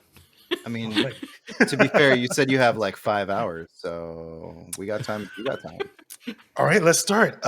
So scene one. What do you see Ruby as she's walking towards the pub. So wait, you said that did you say that the first you said the first thing you wrote was that scene where Ruby is like being followed by Grimm. Is that the first shot in the project, or is that the last shot? It's the very last shot. Like I literally like start with the unless I don't know where I'm going. I usually start with like the end, so I have like at least an idea of like where I'm going to go. So I start with the end. I go to the beginning. I write up to the end, and then I change it in case something doesn't make sense. Because the way you said it, the way you described it, kind of reminded me of the very, very popular, very famous Sonic Forces game, or like whatever one of the more recent Sonic games that came out was. Where literally the first thing that happens in this game is Sonic fucking dies, and then the next shot is the day before. And then it's just like, what the fuck happened? I mean, that gets you invested, right? Because like, no, that gets you. I think it's a very interesting storytelling mechanic, but it's Sonic. Like, so I think that's actually a smart way to do it too, right? Because the amount of things you read or watch, and yeah, they have this really strong build up, and then the ending just falls flat. Like if you know you've got a strong ending from the get go, the overall project's gonna be pretty good, right? Yeah, and like, so here's the thing. So like, I am a huge Sonic fan. It was literally the very first video game I ever played when I was a little kid. Mhm. And I follow Sonic very closely to like after around Sonic Adventure 2, and then things started going downhill. I'm like, maybe I shouldn't stick with this after all. So I haven't played Sonic Forces, but I think it's the one where he probably dies, because that's one I didn't play. But like, oh man, now I'm intrigued. Now I want to see why. That's a good hook. I think it's the one I'm talking about. But yeah, it's just basically it's just like Sonic's fucking dead, and everybody's trying to find him. It's literally like the plot. I don't. Do you want to just start playing it now? Let's see what happens. Load up On this the podcast, we do a PlayStation. let's play. I think that's one of my most like love-hate tropes in TV or movies When the main is when they character dies. start. Well, no, when they start at the end and then show you how they got there. Like, I love John Wick, and I think they do a really good job of that opening scene of him like crashing the SUV and then falling out, and then you can tell he's hurt, and then he sees a picture of his wife, and then it goes back in time to his memories of her, and then starts kind of the story moving forward on how we got to that moment. Yeah. And I think that's beautifully done. But then there's like a TV show where you're following these characters and something emotional happened in the last episode, and you want like the payoff of what happened to resolve itself in the next episode. And instead you're treated with a scene of something that's crazy. You're like, what is going on? Why is this happening? And then they're like, 24 hours earlier. Which I'm not so much in love with. And then, well, it's almost always obviously- like a character that looks like they're dying, right? And then you're Right, like, okay, yeah. I know that person's not going to die. They're just trying to make it look out to be that, and it's like Yeah. 10 days earlier. I'm like, oh god. Exactly. Yeah. And then it is a really good mechanic when it works well. I feel like it doesn't work all the time, but like it's pretty solid regardless though. And then there's the final one where they wake up, everything is in disarray, and then they have to retrace their steps to figure out what in the world happened, and you get introduced to the narrative that way, which is always Dude, where's my car? Which is amazing. hit or miss. Masterpiece. Cinematic masterpiece. Yeah, that's one that all of the film historians talk about every single day. It's true. every day. Yeah, they teach it at school, when you're going for film class, That's I what hear they people teach. get tattoos where, dudes, where's my car? Oh, that's so good. We should get that film matching tattoos. Anyway, I should move on. So which Photoshop will be your tattoo, and which one is going to go on Phil? You get to decide both of them. You decide. Let us know in the comments. Let us know what I think tattoo should Ben and I get. That's a new Patreon tier. $1,000, $1,000 tier. Now, the next question, actually, before we get on to the next one, I do want to say shout out to Peacemaker, because what a show. But me and Phil were talking, I'm loving it so much, we might actually do a Simply Sassy review of it once it's all out. So let us know in the comments if you do want to see that. Oh, There's like what, 2 episodes left? 2 episodes left? Yeah, I think that's it. Yeah, because it's 6 episodes total. Is that right? I see there's some of the characters online, they're tweeting out to try and get renewed for a second season. God, I hope it happens. It's I gonna be hope so so good. too. I hope so too. So Yeah. good. I had no idea that show was going to be any good. Because, like, don't get me wrong, like, Peacemaker was, the character was great in It's DC. the Suicide Squad. Same. Like, it's DC. Yeah. But, like, No. DC TV versus DC movie is very different, right? Because, like, I was talking about this. what's the other DC show that's on HBO? Harley Quinn? No, No. That as well, but yeah. Titans. There's Titans, and then There's there's Titans. there was Swamp Thing, which I am super sad that got cut early. I was going to say Suicide Squad. What was it called? Doom Patrol. Doom Patrol. Doom Patrol, yeah. Yeah. Doom Patrol is amazing. Like, that show is amazing as well. I remember just binging all of it. I was talking to a friend about it recently, and it was just like, for me, it's like Marvel just makes better movies than they do TV shows, and it seems like DC Usually, is the yeah. exact opposite. Now DC is turning around with their content, like they're actually making good movies, and their TV shows have always been good. Mhm. But for some reason, like the longer a show goes on, the more it deteriorates in quality. For example, The Flash. Yeah. There's a big That difference one though. gives Like, no. I feel like for Peacemaker, like I was telling Ben this last night, I feel like the reason I didn't really care about that show is I thought it was some random executive who was like, hey, we can turn this character into a spinoff. Well, and that's not what it and was. some other person was writing it. I didn't realize it was James Gunn's baby like the entire Yeah. Yeah. time. No, what And I happened was was like, like James Gunn wrote it during the pandemic. yeah. And so I found Mm. out that he was helming the show as well. And I was like, Mhm. all right, I'm going to give it a shot. It's getting all these accolades. It's the most watched TV show in existence or something. I think he said in Uh, an interview, it was so just like he was just bored and he was thinking about like, well, what happened to Peacemaker after that event? Like he was thinking about like just what happened to him, and then he started writing out like what he would think would happen to him, and then he started writing out scripts, and then he made a show out of it. That's amazing. Like I went through the same thing where like I was starting to watch Peacemaker, then I saw James Gunn's name come up. I was like, oh, okay, let's see where this goes. And it's just he. I Like, want to say he can't do no wrong, but like I feel like he was in the news recently for doing wrong. But whatever. But in terms of story, like he's he always can't do no wrong. controversial. no, let's be real. or you're talking about the Guardians thing, when he was let go of Disney. Yeah, I It forget was just exactly like why, but he just had like some old tweets, like really old tweets, like beginning of oh Twitter. sure. And it was Which just is, like he had some bad old tweets, and it's if like you the take thing. the comedy in Peacemaker, you take that comedy and you just apply it to a random tweet out in the ether back when he was edgy James Gunn, Mhm. 15 years ago. That's what people found and started harassing Disney about, and then they were like, oh, maybe we don't want to be attached to this guy. Which is an interesting thing in general. Like I wish Nick was here to talk about this as well. Where like, I'd call him. hey Nick. So the big thing is like when it comes to like comedians doing things now versus like the stuff they used to do in the past and like that coming up, that's always a weird thing for me because like things were different back then and like things are a lot more acceptable, quote unquote, back then. Unless it happened like last year, like I feel like you shouldn't be That's my judged thing. as harshly, I think especially if it's been more than, I would say, like 5 years, Mhm. especially if it's been more than that. I don't think people should be judged by who they were back then because people change and grow. Like But it does, but it does depend on what they did, They- right? Yes, Like, what they've I done. want to go back to like it does depend on what they did, for sure. There's a lot of factors. It's not just like you're- a black and white thing. It's just like if you're there's Henry like different Cavill shades and of you gray. dated someone a decade ago before they it came out in the No, it's public Ryan that they were Reynolds. not a great person, Mhm. then That was Ryan that's okay. No, Henry Oh, no. Cavill. He was dating the girl from Star Wars, Oh, I thought you were from talking about Taylor The Swift. Mandalorian. And I thought you were talking about Taylor Swift, and it wasn't even Ryan Oh, Reynolds. no. It was Tom Jake Gyllenhaal? Hiddleston, Jake Gyllenhaal, Jake Gyllenhaal. Yeah, all Taylor of them. Swift Hmm. dated Um, Jake Gyllenhaal. How many white guys can you name in the next Right. 5 minutes? That's something wrong. so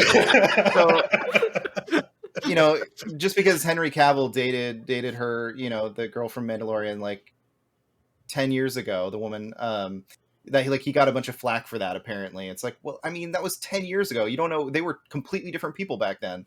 Mhm. Meanwhile, the things that Kevin Spacey did, that can't be Yes, can't be that's very wiped different. away. So that's what I was about to mention. Actually, it's like Kevin Spacey, Bill Cosby. Yes. J.K. Rowling. That's what I want to go back to. It's like Oh yeah. I Mhm. feel like those are kind of things that you can't come back from, and nor should For you, sure. honestly. It's, Especially when people, I know it's hard for like certain situations, but like for J.K. Rowling, she doubles down on it now. yeah. She's like doubling down on it, and it's like she's trying to be like, I'm a good person, but fuck transgender. And it's like, no, don't. No. What are you saying, JK? I guess like for JK it's actually kind of the opposite because like I feel like a lot of people they do something wrong and then they kind of try to leave it in the past. She just keeps adding on She's just to it. doubling down. And I think honestly is like it's just trying to keep her into like the news. She wants people to keep talking about her as well, and also just being a And it shitty works. person. And it works every single time. And I hate it because like for all these people, they're usually attached to something amazing. In her case, Harry Potter, obviously. Like Harry Potter has such a positive impact on so many people, me included, right? Like it was a lot of when I was part of Dumbledore's army, like it was like life changing in many ways. And then, but when you start to like hear what she's done, and then you start to read the words that she wrote, such as one of the names of the character was like a really racist Mhm. thing, like just like a really racist, not even a name, really. It's just something she just made up.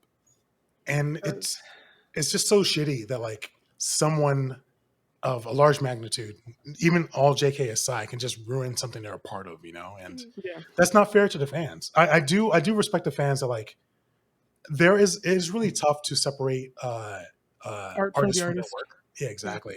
And like Harry Potter, I'm able to separate it. Like, I'm still able to watch the movies, but like you could just the moon of JK is always like it's circling. It sucks. It's hard too because in something like a movie or a book series, she gets revenue from everything in that regard.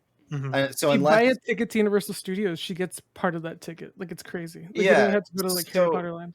Unless they do something to cut her out of it, like buy her out of it, then you're always in a way supporting her. And I think that's where a lot of mental stress comes from when trying to figure out what you as a Harry Potter fan are wanting to do with art versus artists.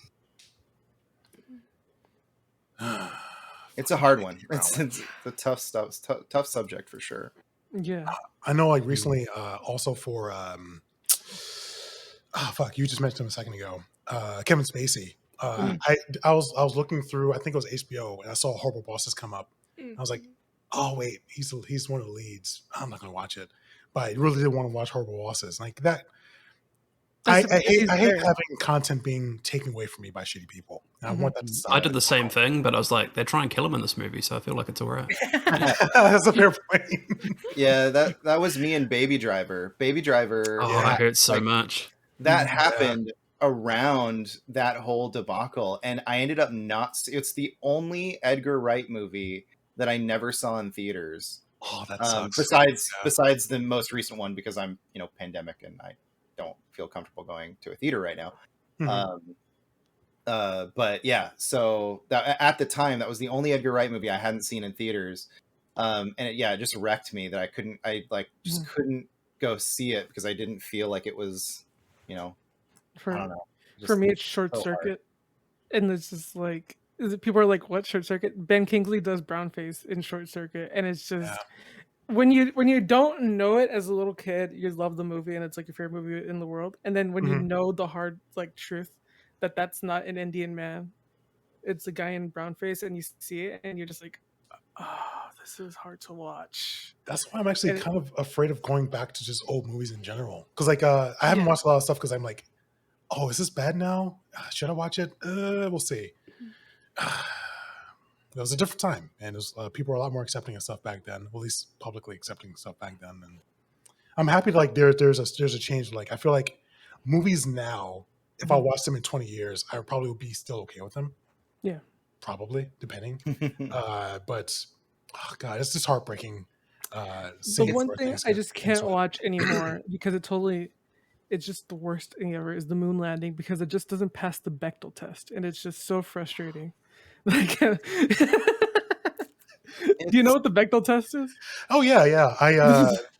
Phil, do you know what the Bechdel test is? You look like you have no idea what it is. So if anybody doesn't know, I have no idea what it is. It's like it's because you look lost. You look lost. You look like you didn't get the joke. I listen to Kind of Funny. They talk about it every single time they do a movie review. Well, if somebody doesn't know what the Bechdel learned test is, from the comic creator who invented it. If anybody doesn't know what the Bechdel test is, it's basically like if it's a test of if a movie's like feminist enough, it's like, are there two female characters in this movie that talk to each other and it's not about another male character? Right. And like that's the Bechdel test. And there are so many movies to this day that feel it's so hard. It's still heartbreaking. But I just saw that tweet the other day. It was just like, I can't watch the moon landing because it doesn't pass the Bechdel test, and I thought it was great. So good. I thought it was the moment you said Bechdel, I was like, oh, here we go. but no, yeah, it's just, I feel like a lot of older movies, especially, they some certain movies, especially if like it's very racist. It's really weird to say, but like if it's very, very like, say for example, Song of the South, stuff like that shouldn't be monetized anymore.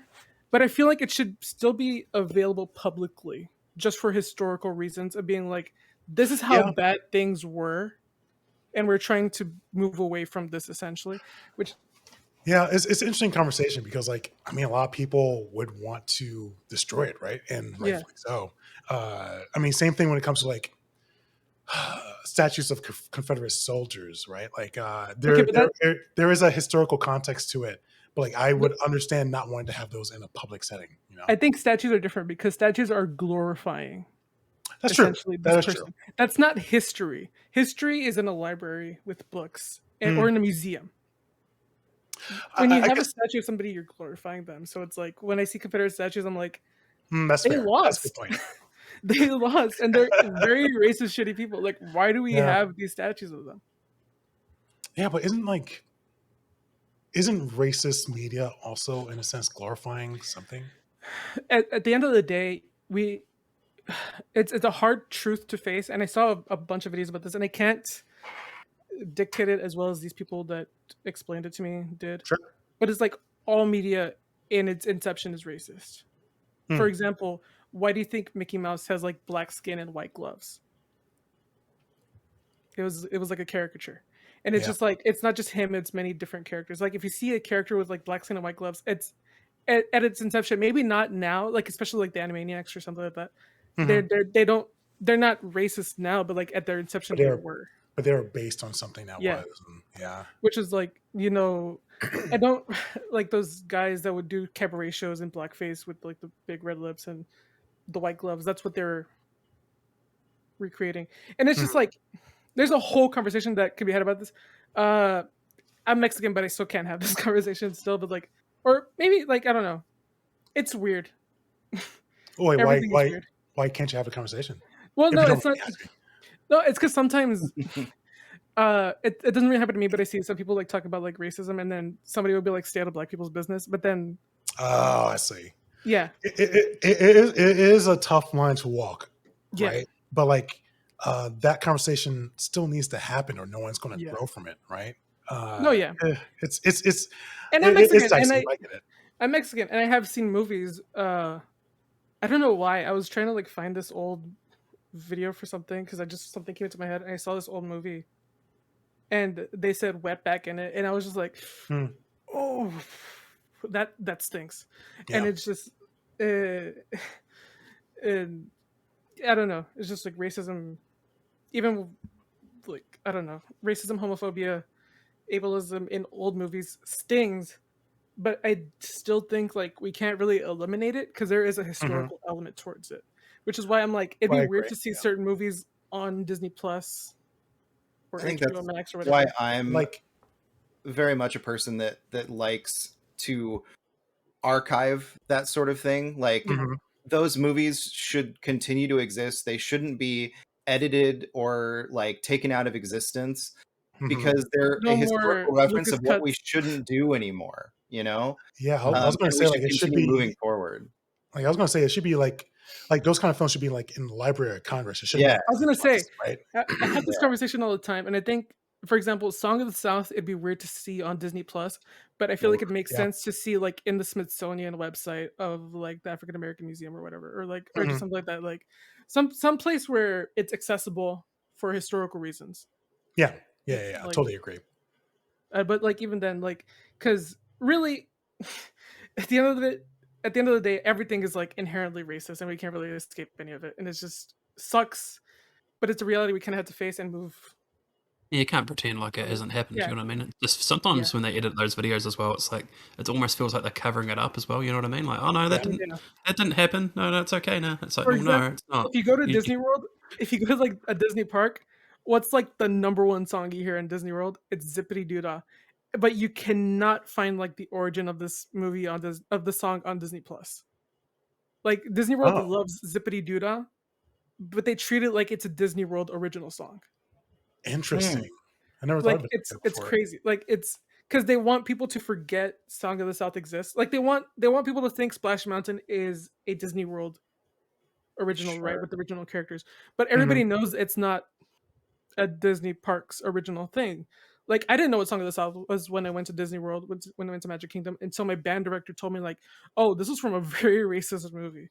Like, and it's like they changed some things in the ride that would be just horrible, and like, which is why I'm happy that they're actually changing it. I don't know if you guys heard this, but they're changing Song of the South, the theming for Splash Mountain, to be the Princess and the Frog.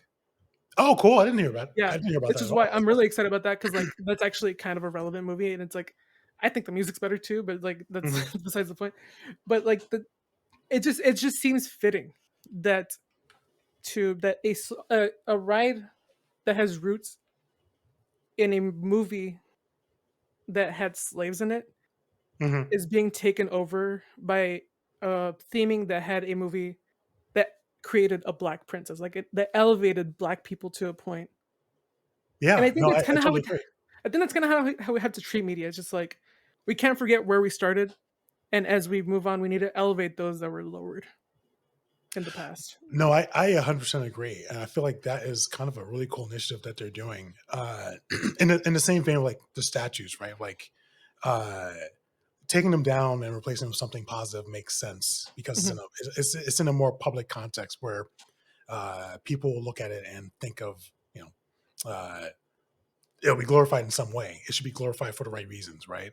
But getting rid of that history is not the way of going about that because we still Yeah. need to learn from it. And there's always a chance, like 100 years from now, if we decide to delete everything that was racist or homophobic or whatever, there's going to be a chance, like 100 years from now, it's like, well, of course we're going to be racist. There was no history of us being racist before. There's no problem. Like there's no history of it at all. Yeah.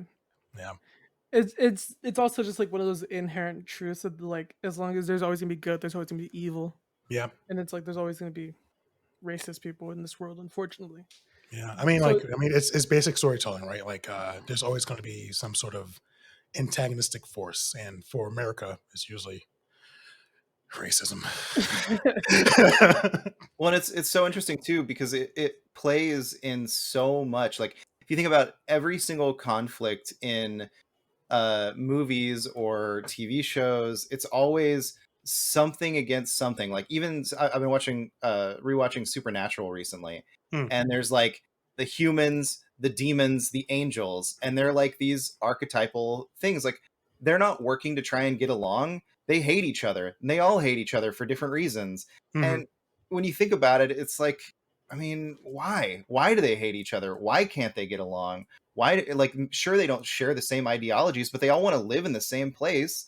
yeah, So why are they so aggressive towards each other? And I get it, you're trying to drive a narrative, but it's interesting how much that sort of thing can play into a narrative. Yeah, what's the Yeah. other the movie Bright, which basically replaces Oh, right, uh right, right.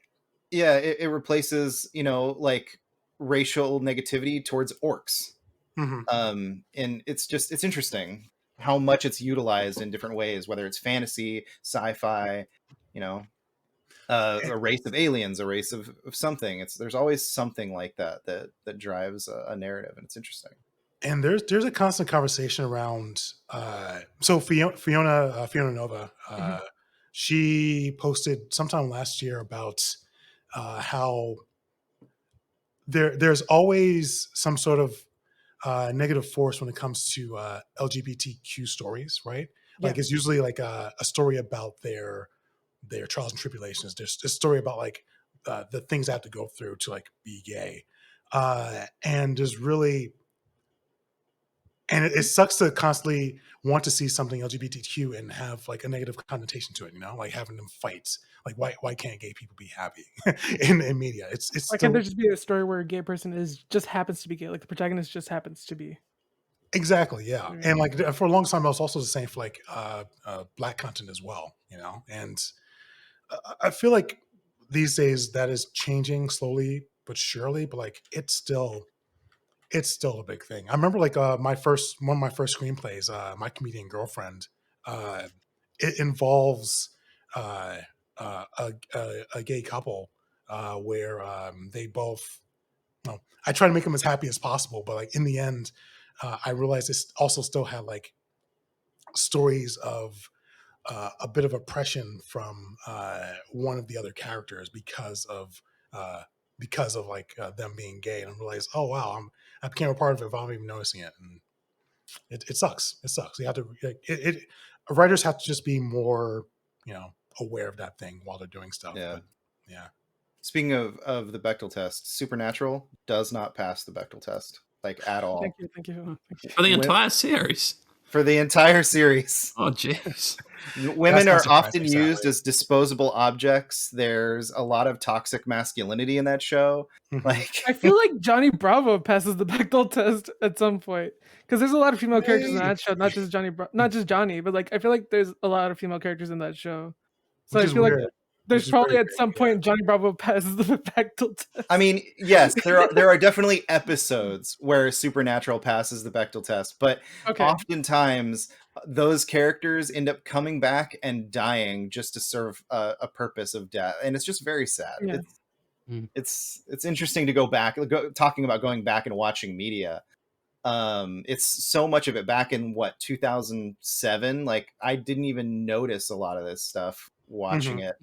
And now watching it in a 2022 lens, I'm like, man, Dean is really toxic. Like he's a horrible person in a lot of ways. And they don't shy away from him being a horrible person. They say how horrible he is, but still, it doesn't make it any better. And yeah, there's just so many times where I've been watching this show and I've been like, God, they just treat women like disposable objects in this show. Yeah, it's disgusting. It's very disgusting. And it gets different from what I remember, but I haven't gotten there yet. When you get later in and there's reoccurring characters like Felicia Day's character and stuff. But yeah, from what I've watched so far, I'm just like, wow, it's crazy. Yeah, actually going back to Ben's question, which might have spurred this whole conversation, I forget, of like I've forgotten the question. The question was how we went from point A to now. I have no idea. It's just me either. We took a lot of turns, but I mean that's a good sign of a good conversation, right? But Ben's I don't think it was the last question, but he asked, how do I write stories, right? And like I love tools like the Bechdel test because it helps. You should have that in mind when you're writing stories. Like for My Comedian Girlfriend, the two main characters, I made them female, and I made them talk about. I made sure the first scene passes the Bechdel test because that was very important to me. And we can forget about the rest of the project. There's nothing else. Those two women no longer in the scripts. Because like you need to like keep those things in mind when you're being creative, because like without those tools, you're probably going to offend someone, or you're probably going to exclude someone, or exclude a group, or exclude anyone, and that's shitty. I mean, that's purely just shitty, and you should keep those kind of things in mind, And I try to as much as I can. But I'm also human too, so like I have to go back to my older scripts and see what I can change, or just throw them in the fire either way. But it is what it is. We've talked about this on previous shows, but that's why one of the things I love about Midnight Mass is in that show, Rahul Kohli's character is someone who adopts the Muslim religion. He is not, born into it. So they don't try and make him someone he's not just because of the color of his skin. They leave his nationality intact and let him absorb it through his partner, who unfortunately you don't get to meet in the show because she tragically passed away before the show started. Well, it's not a spoiler. It's just like his, he's a single dad. Spoilers. It's not a spoiler. He's literally a single dad in the show. Anyways. But yeah, so I think it's really interesting that they handled that really well. Not only the representation of the Muslim religion, but also the representation of him as a human being and a character, not to strip him away of his own nationality. I thought was really, really cool and really smart. I feel like they really approached that very, very well. It was Mike Flanagan, right? Yes. Yeah, like a masterpiece of respect on his part, and I really appreciate that. Yeah. I think it's especially interesting to, like you mentioned, how far we've come and where we are now. Just seeing, even in the last 24 months, I feel just so many of these shows and big properties actually addressing racism and other topics more and being more open there. Like we talked about Peacemaker, Midnight Mass, Falcon Winter Soldier, those kind of things. Like it's really interesting. Like especially just sitting down, like I say, watching Peacemaker. Here's this character who is extremely flawed, and there's these people around him saying that's not okay, you can't do that, like, and you continually seeing his barriers sort of come down. I don't want to spoil anymore, but I'm just saying these shows that actually are addressing this, as someone obviously that had Cobra Kai. Cobra Kai. I just finished that as well. Oh my god. But as a writer and obviously someone that was, like I said, deeply involved, obviously, and spearheaded the project at Rooster Teeth for Black Heritage Month, how do you sort of feel they're tackling it and handling it? And do you think there's still a lot of work to go in that space? There is always so much work to I go think the towards work will that, I never be think. done. Probably, yeah. Yeah. If that ever happens, I'll probably be long dead, sadly. But I was gonna say probably not in our lifetime. Because like I said, like I brought up, like entertainment started on the basis of racism. Like, and just Mhm. and so it's just like that's where the foundation was set. So, and we're already like so many stories above that to go down to the foundation and to change it is gonna be impossible. Yeah, yeah, yeah. So it's just like And with all the things that I do, or all the things that I've witnessed, like Khalif Adams, for example, he's doing amazing things in his space as well. Uh, it's hard to feel that it feels like everything is just a drop in this huge bucket. Of that bucket is slowly being filled towards something better. But like my month of Black Heritage Month content, it it it's shown a light. It shined a light, shone a light on a lot of amazing Black content creators and their lives. I'm not going to say they changed afterwards, but like they've definitely had some recognition after that point as well. Uh, but they're still fighting their own fight, and they're still going through so many challenges that like it feels like I would have to run a Black Heritage Month every month. Like it has to be a constant thing, you know. I think that's what's so awesome about what Khalif does. Mhm. Speaking of what you were just saying, is that he's always out there trying to highlight and spotlight. I mean, the Spawnies were like Oh my awesome. god, yeah. So cool to see that happen and him put all that stuff together and to highlight so many cool voices that are in and around the industry and we like everything needs more of that. Everything, Absolutely. every industry needs more Khalif Adams of the world to Oh come yeah. out and spotlight these amazing voices that just aren't being heard well enough. No, absolutely. And afterwards, he had a Twitter Spaces going, basically just talking about the night, and just hearing him talk about it and putting himself like he's so humble to do such an amazing thing for a community I mean, and he's for, humble, but for, he for also knows that he did a great job too. Because the whole night he was just like, I pulled this shit off. yeah, exactly. He's also a great artist as well. But he, knowing that he did something so amazing for the Black community and the gaming community together, Mhm. and hearing him just be so humble about it, at least then, like it's amazing. And I feel like we need more people like him. We I need, I Yeah. tweeted, I literally tweeted that like listening to Ka be so humble while having 16,000 viewers, and I screenshotted how many viewers he had, was just the coolest thing. It's the coolest thing. Mhm. And again, we talked about it earlier, but shout out to Asa Green River. He's doing that for Native voices, Indigenous people, Mhm. Native voices, and I just those guys are amazing. Totally agree. To go back to your question, Ben, I feel like Black Heritage Month, the content I did, had an interesting ripple at Rooster Teeth though, because I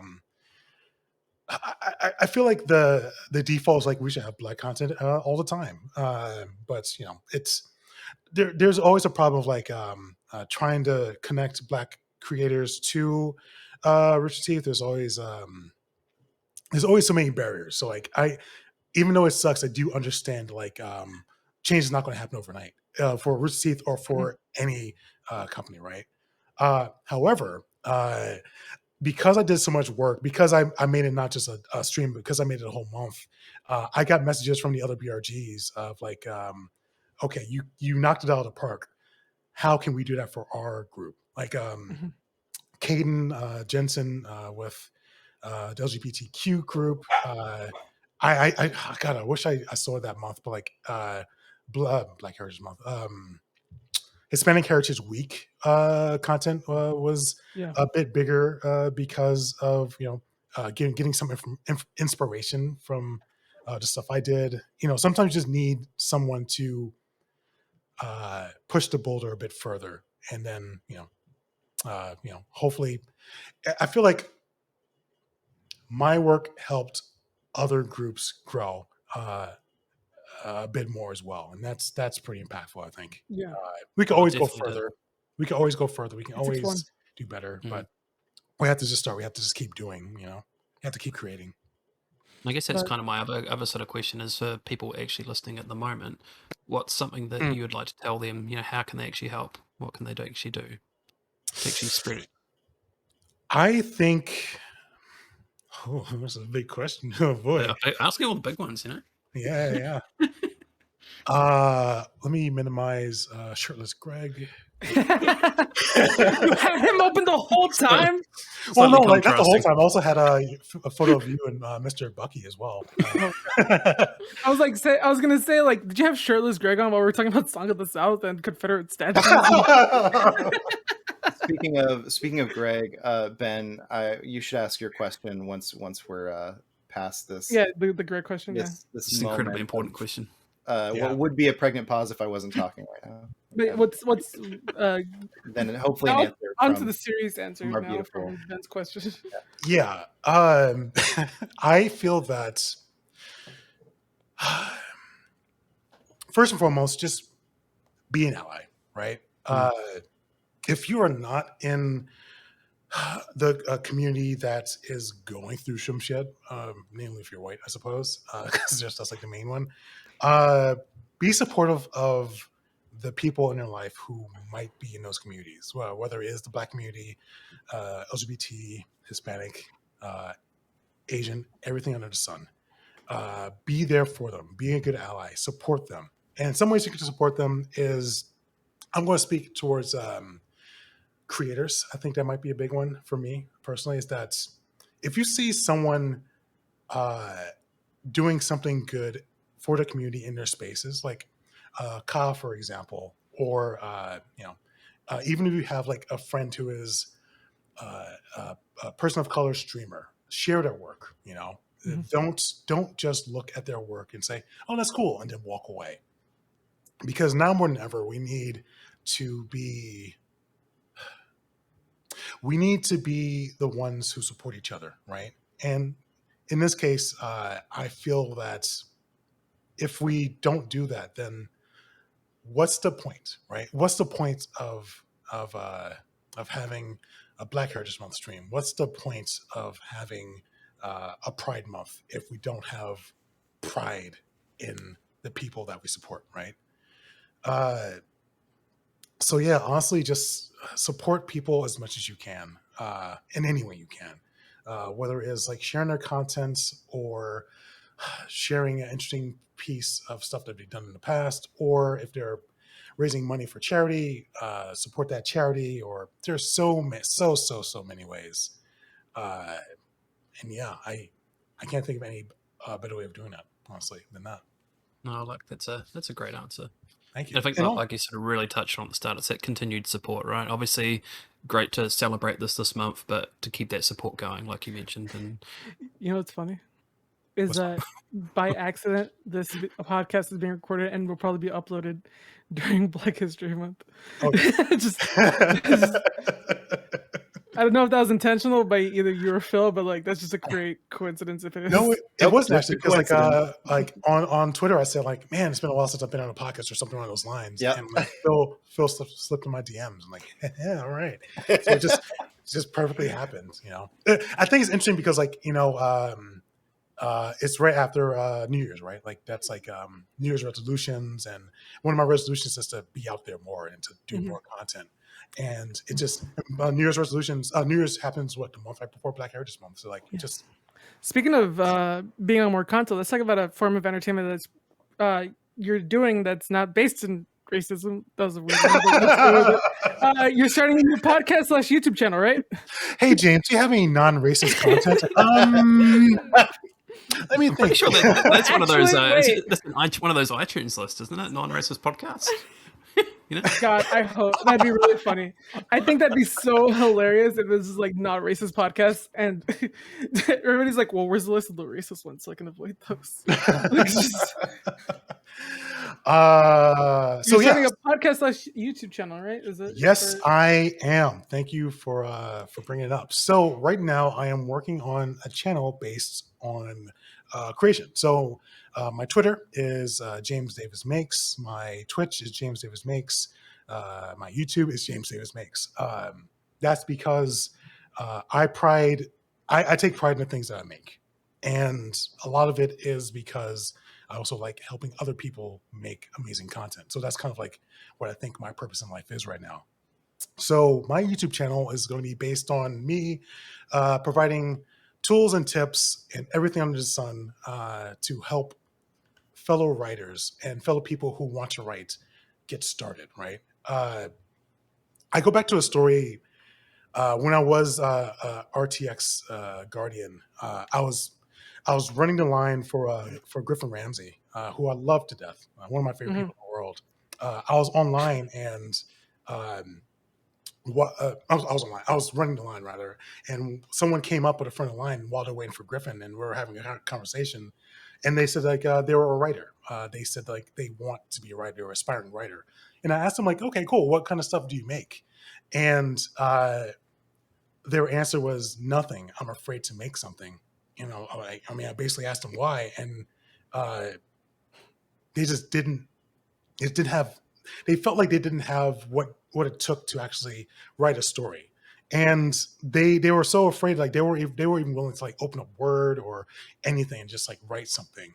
And I'm kind of making my content for him. Well, I'll say them. I don't know what their pronouns are, but like there should be nothing in your way to make amazing things. Like it's all within you, and sometimes you just need someone to help push you forward, right? And so that's what my content's going to be. It's just right now I'm going to be focusing on. I do want to focus on like creating stuff in general, Mhm. but right now I'm focusing just on writing stories, and I'm going to build up from there. So the podcast is going to be on the same channel, youtube.com/James Davis Makes, or just look it up, I guess. It's still in the works. It's going to be done by the end of the month. The podcast itself is going to be kind of a different take, where instead of being more educational, well, not directly educational, we're going to have just conversations about story. I'm going to bring people on and just talk about your favorite stories, why they were impactful to you, what you loved and didn't love about them, etc.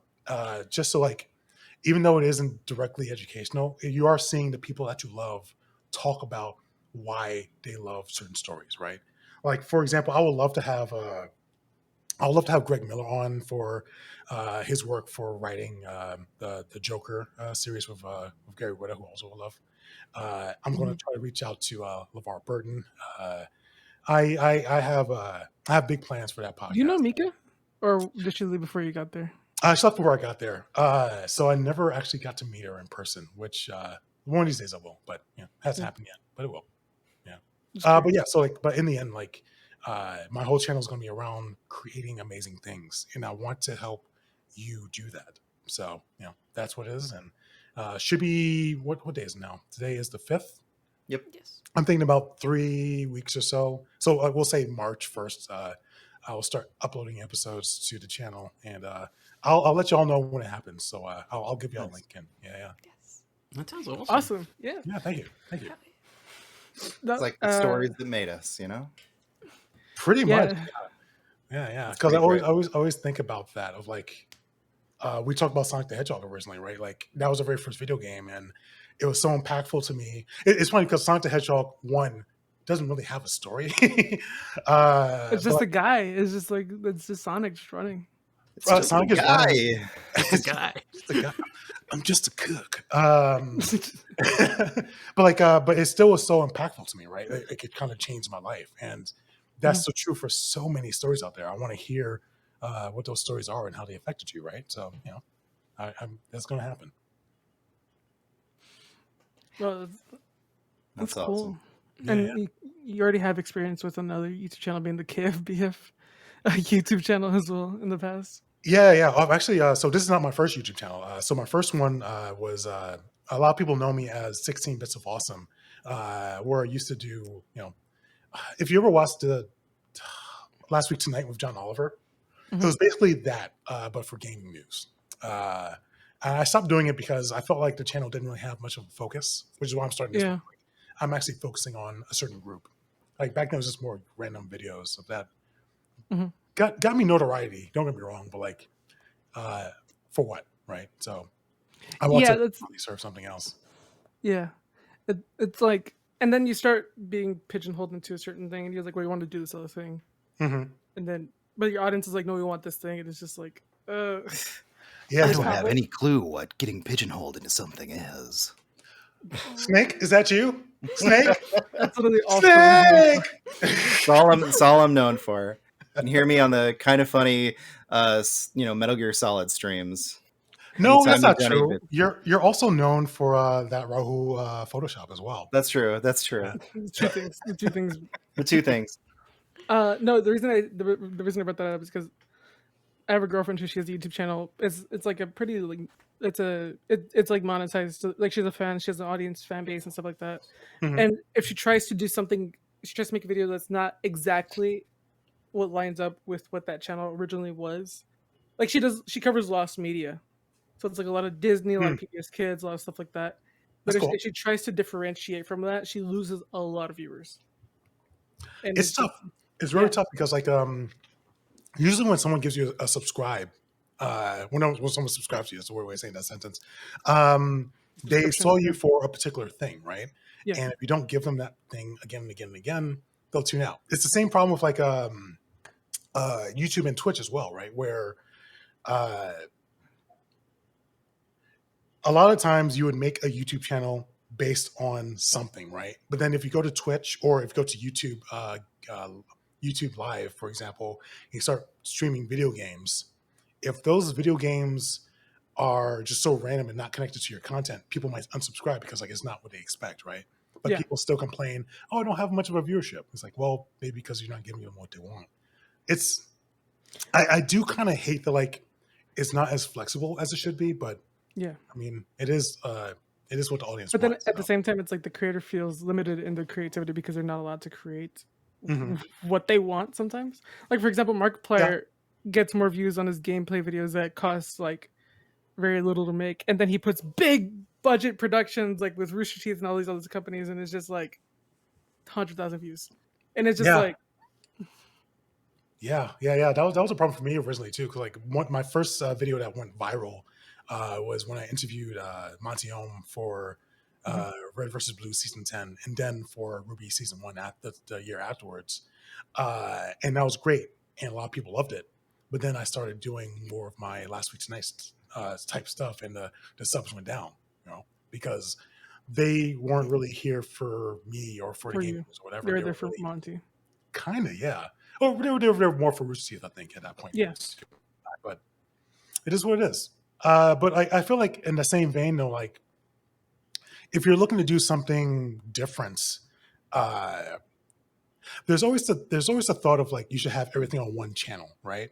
But I don't think that's necessarily true, right? Like if you want to do gaming, but it's totally different from your current stuff, make a new channel, if you want to do something else, just keep making different channels. So we have hundreds of channels, which is too much to handle probably, but if you want to really work that YouTube algorithm and try to figure out the audience's way of being, that's probably the way of going about it. But yeah.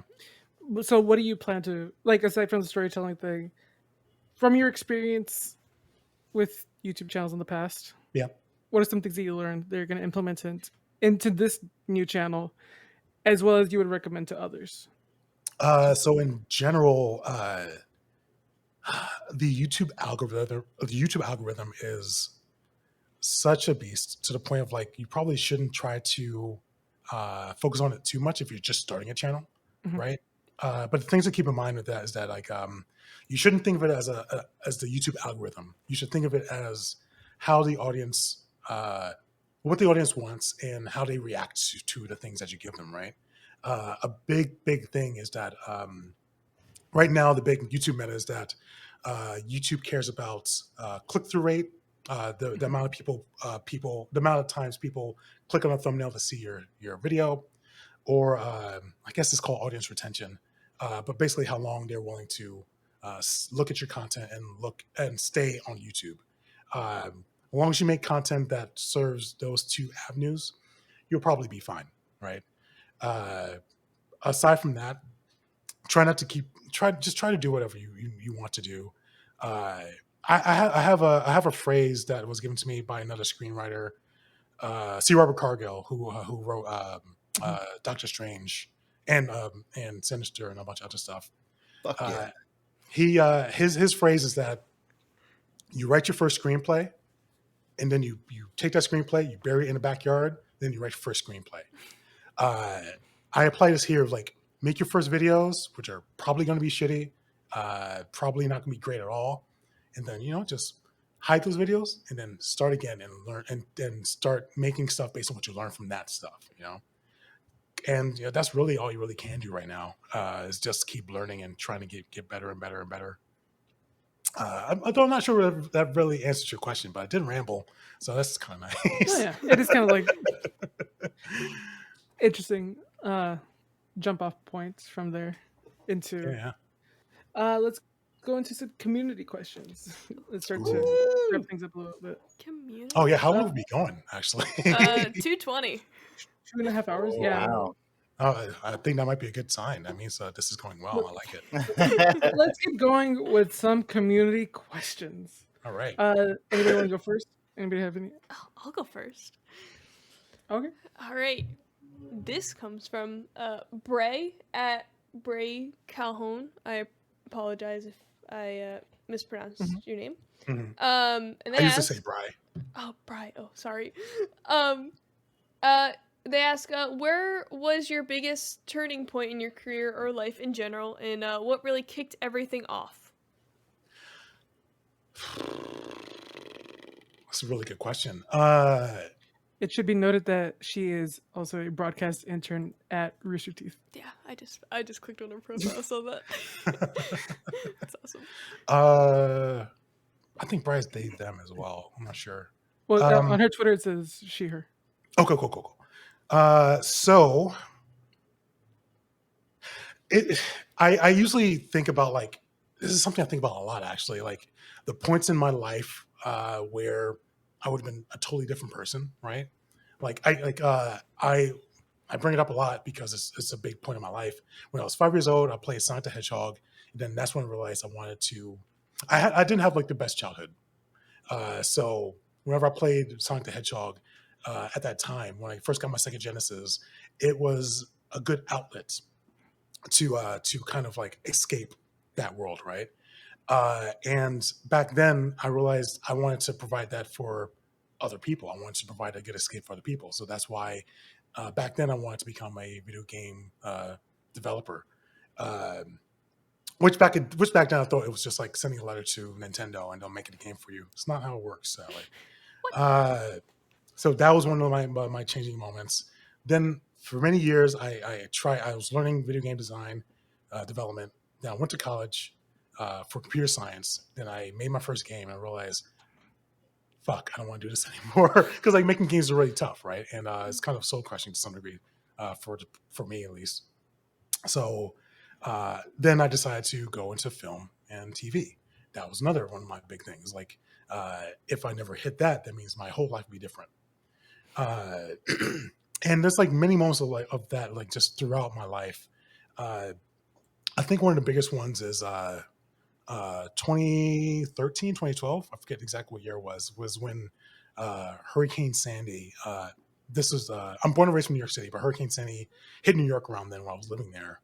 And I remember, so the place I was staying was totally demolished, and I needed to find somewhere to go. I didn't have many friends who had extra space, but I was able to call up one of my exes, which was awkward at the time. Say, hey man, I need a place to stay. And she was like, okay, fine. So I lived with her and her family for a year. But I feel like that was super defining in my life because that's where I learned most of my stuff about YouTube. That's where I learned. She was the ex I was talking about earlier who introduced me to Rooster Teeth. That one moment, that one decision to call her and someone else was the one thing that changed everything. I think I would be I would be a totally different person. I wouldn't be in film. Maybe I probably would be still being miserable making apps or something, And yeah, that was definitely one of the biggest things in my life that changed it. I think there's probably other answers as well, but that's the one that comes to mind. I got a question over here from, I'm not gonna try to pronounce their name, Raighar. Oh, I think Rygar. Rygar. Yeah. Okay. And I say Rygar is one of the community mods for Rooster Teeth. You probably seen him in chat at some point. He says, James, how are you so awesome? How do you maintain that awesomeness within you? Do you have a special diet? The special diet is cheese. I just eat nothing but cheese. That's how I live. How do I mean? Wait. What kind of cheese? All of them. Okay. Every single kind. I don't care how smelly it is. No, I'm kidding. I don't. That's not my diet. I swear. But like in terms of cheese, brie is a good one. A nice sharp cheddar would be nice. Ooh. Yes. Have you ever been to like Wisconsin? No, but it's like cheese capital of the U.S. And I went to a little grocery store, like a little shop there, and oh my god, the assortment of cheese is insane. It's just like it's incredible. It's incredible and scary at the same time how much cheese they can have in a grocery store. Anyways, sorry. When I went to Germany, we ended up traveling to the Netherlands and we got to go to Gouda, which was weird because it was right during the cheese festival. So I got to see very traditional like outfits with clogs, dancing around cheese wheels, like giant wheels of Gouda. It was fantastic. That feels so stereotypical, but perfect. That's white culture right there. Lots of white cheeses. I should say though, in Wisconsin, craft singles are hidden. You can find them in the grocery store, but they are hidden. And I found it. Love that. I found it. So basically, my girlfriend lives in Wisconsin, and she took me to like this grocery store just to like walk around. And she hates craft singles, and I made it my mission to find them. I love that you're just like strutting through the store, like where the fuck is it? I found them, and I was almost how he throws things around. He gets things done. I found them, and I was almost single that day. Let's just say that. But anyways, You're almost craft single. You're right. I was almost like in my company. Yeah. Anyways, how are you so awesome, James? Oh, this is a loaded question. Because I'm also very self-conscious, and sometimes I don't feel like I'm that awesome. But I just try to be I try to be by myself. That's not true. I try to be myself as much as possible, right? Like you're only as awesome as yourself. So you probably should try to put that out as much as the world, unless you're really a shitty person, which hopefully I'm not. I think that's the answer. I'm gonna relay that Mirror Force. I want to ask y'all that. Why are y'all so awesome? Like, it's not easy, every day you just wake up and you go into the mirror and you go, I'm a humble king. It's every day. Everybody loves me. Yeah, because I'm so humble. Oh god. What is that from? Is that from Popstar, Ben? Yeah. Oh, sorry. Oh my god. Oh, Ben, you sound different. I just know Ben loves that soundtrack. Love that movie. Such a great movie. I love that song. So good. Was it Adam Sandberg, right? No. Yeah, it's great. Andy Samberg again. Yeah. Have you seen the Groundhog's Day movie? Yes, Palm Springs. Palm Springs. Oh my god, I gotta So watch good. it again. It was one of my favorite movies that year. Probably my favorite movie. I It love was it. perfect. Yeah. But yeah, tell me how awesome you are. Like why is that? How's that? How do you answer that question? So I can answer it. I'm a humble optician that lives in Northern California, the real Northern California. So I don't know if there's any awesomeness over here. So I don't know. You I can don't know. also tell when somebody's humble when they say they're humble. Like just. He does live in Humboldt County, so I'm just a Oh, humble. that's true. You do live in Humboldt County. That's true. That's funny. I thought that was the connection you were going to make there, Phil. I live in the weed capital of the world. You know. Do you say weed capital or weeb capital? I wasn't. Weed with a D. There's so many weebs here. Oh my god. Oh god, there's so many weebs. I mean, you're watching One Piece. Let me go get my anime You guys wall watching scroll One real Piece, quick. so I'll be yeah. right back. You guys watching One Piece. No, we're in the weed capital of the world. Have you seen that documentary on Netflix? It's like Murder Mountain. Yeah, that's us, but not really because that is a fabrication of our existence. But that's fine. I'm taking it as pure fact, Phil. Okay. Yeah, thanks. I can't come and visit now. I don't want to get killed. Oh god. Ben, how are you so humble? Now, how are you so awesome? Oh, how are you so awesome? How are you awesome? How are you awesome? I mean, the short answer is I'm not, but these awesome, talented people are. So you should all follow these cool people on Twitter and on the channels. The talented people here are James, McKenna, and Caesar, and Ben. Like, you got the Photoshop master, the one of the most amazing producers, young rising producers in existence. Okay, really quick time Yeah, out. Really quick time out. Sometimes one of my favorite things to do with these podcasts is just to watch them again and just look at McKenna's camera. Yeah. And just see like, what she's doing. That's one of my favorite things to do with our shows. Obviously, James is doing everything under the sun. He's making all the things. He's doing amazing things, cool things, great things. And then Caesar, same thing. He's got his own stuff going on with patch notes, and he's getting cool shows with Khalif Adams and Naomi I don't have Kyle. anything going on with Khalif Adams. Don't spread that on the internet. You're I'm Hey, not doing you're that. on the post show. You're on the post show, Caesar. Yeah, I heard you. I just talked to him. I didn't do anything. I can't believe you're his best Your friend. patch notes episode with Oh, him. man. Yeah, We did Shut now up. I'm lost. You're the best man at his wedding, right? That's awesome. that's what I heard. Yeah. A man can dream. No, I'm just saying, y'all are awesome. This is what I do. Out of our league is what I do. I don't know if that's awesome. I will say, like, I feel like, I mean, you took my line. I feel like out of our league is awesome because you're making great content and you're also highlighting cool people, all me excluded. It's pretty cool. You should be proud of that. We definitely love this show.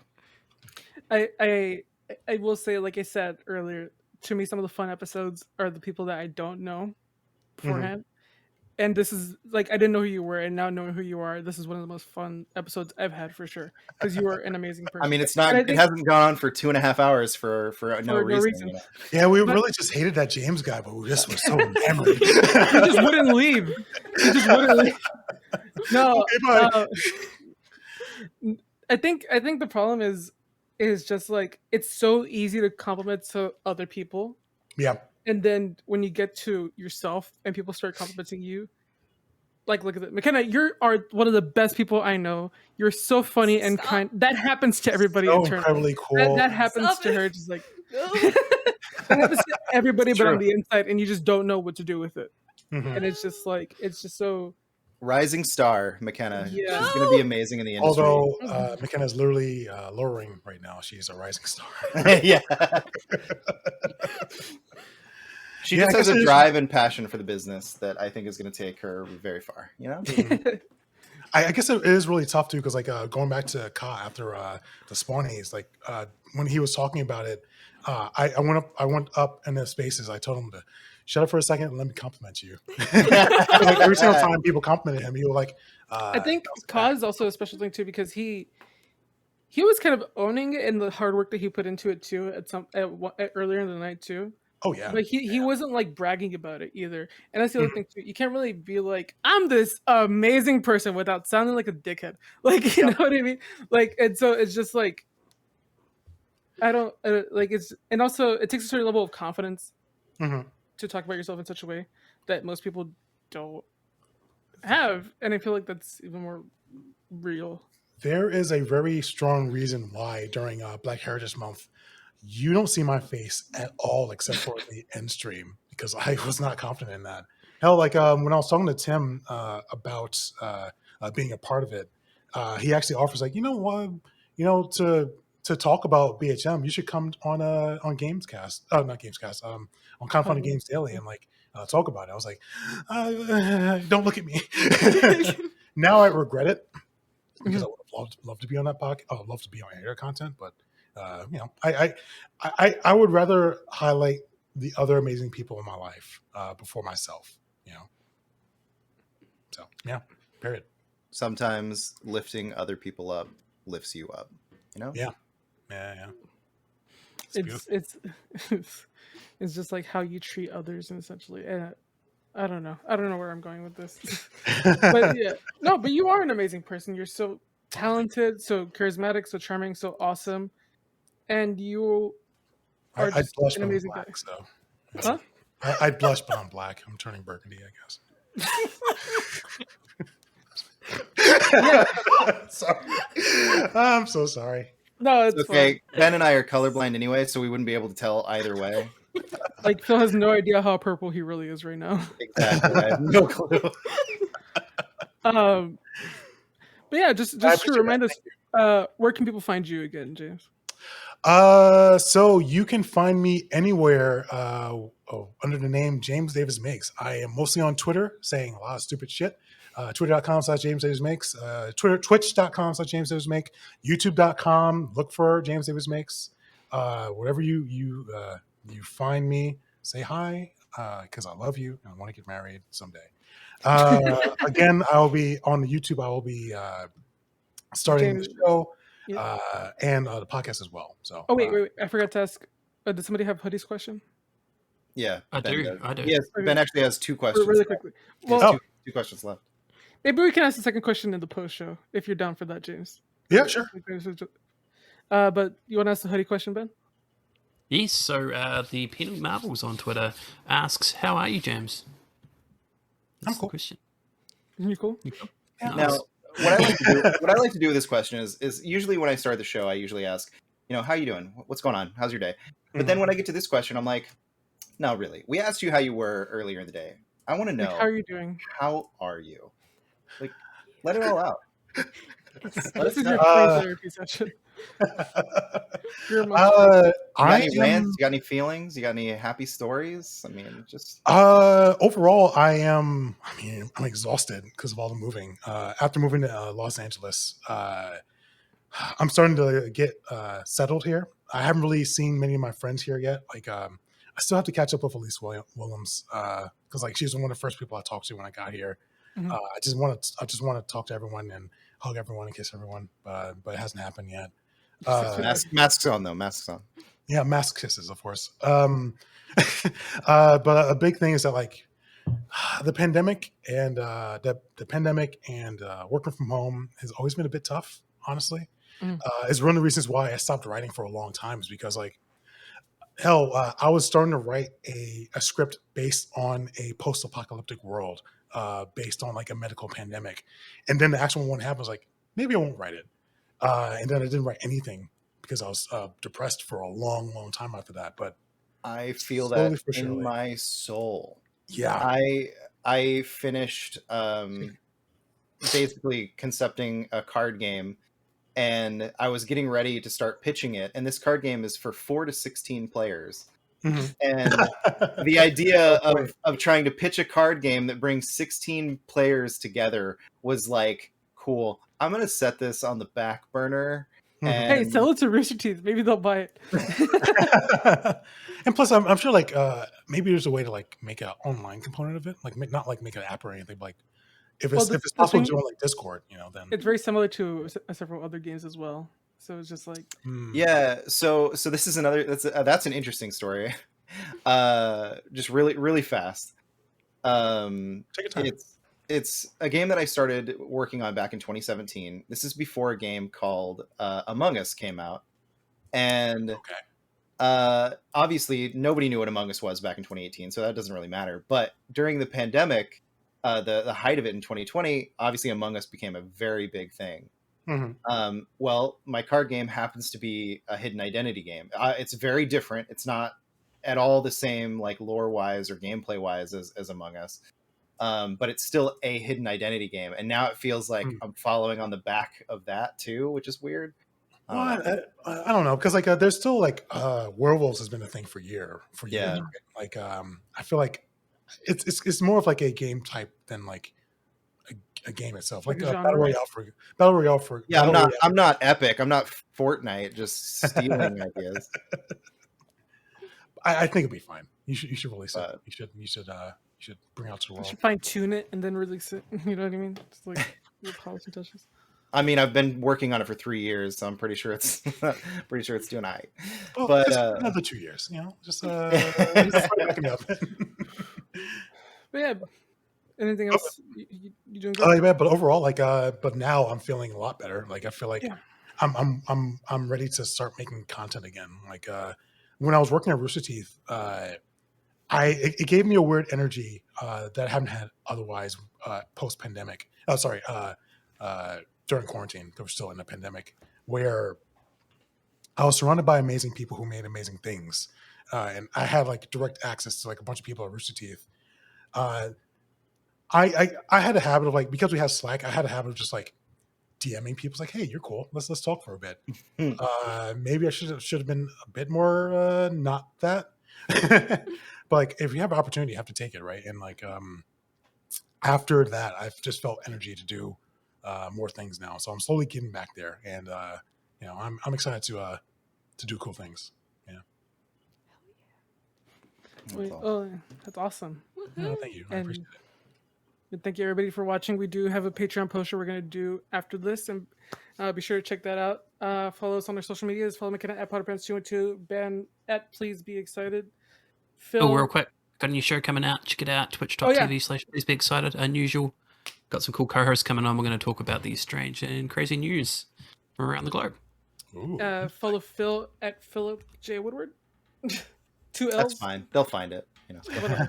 Follow me at Caesar Towers. And yeah, thanks again, James, for coming on the show. Thanks And for having me.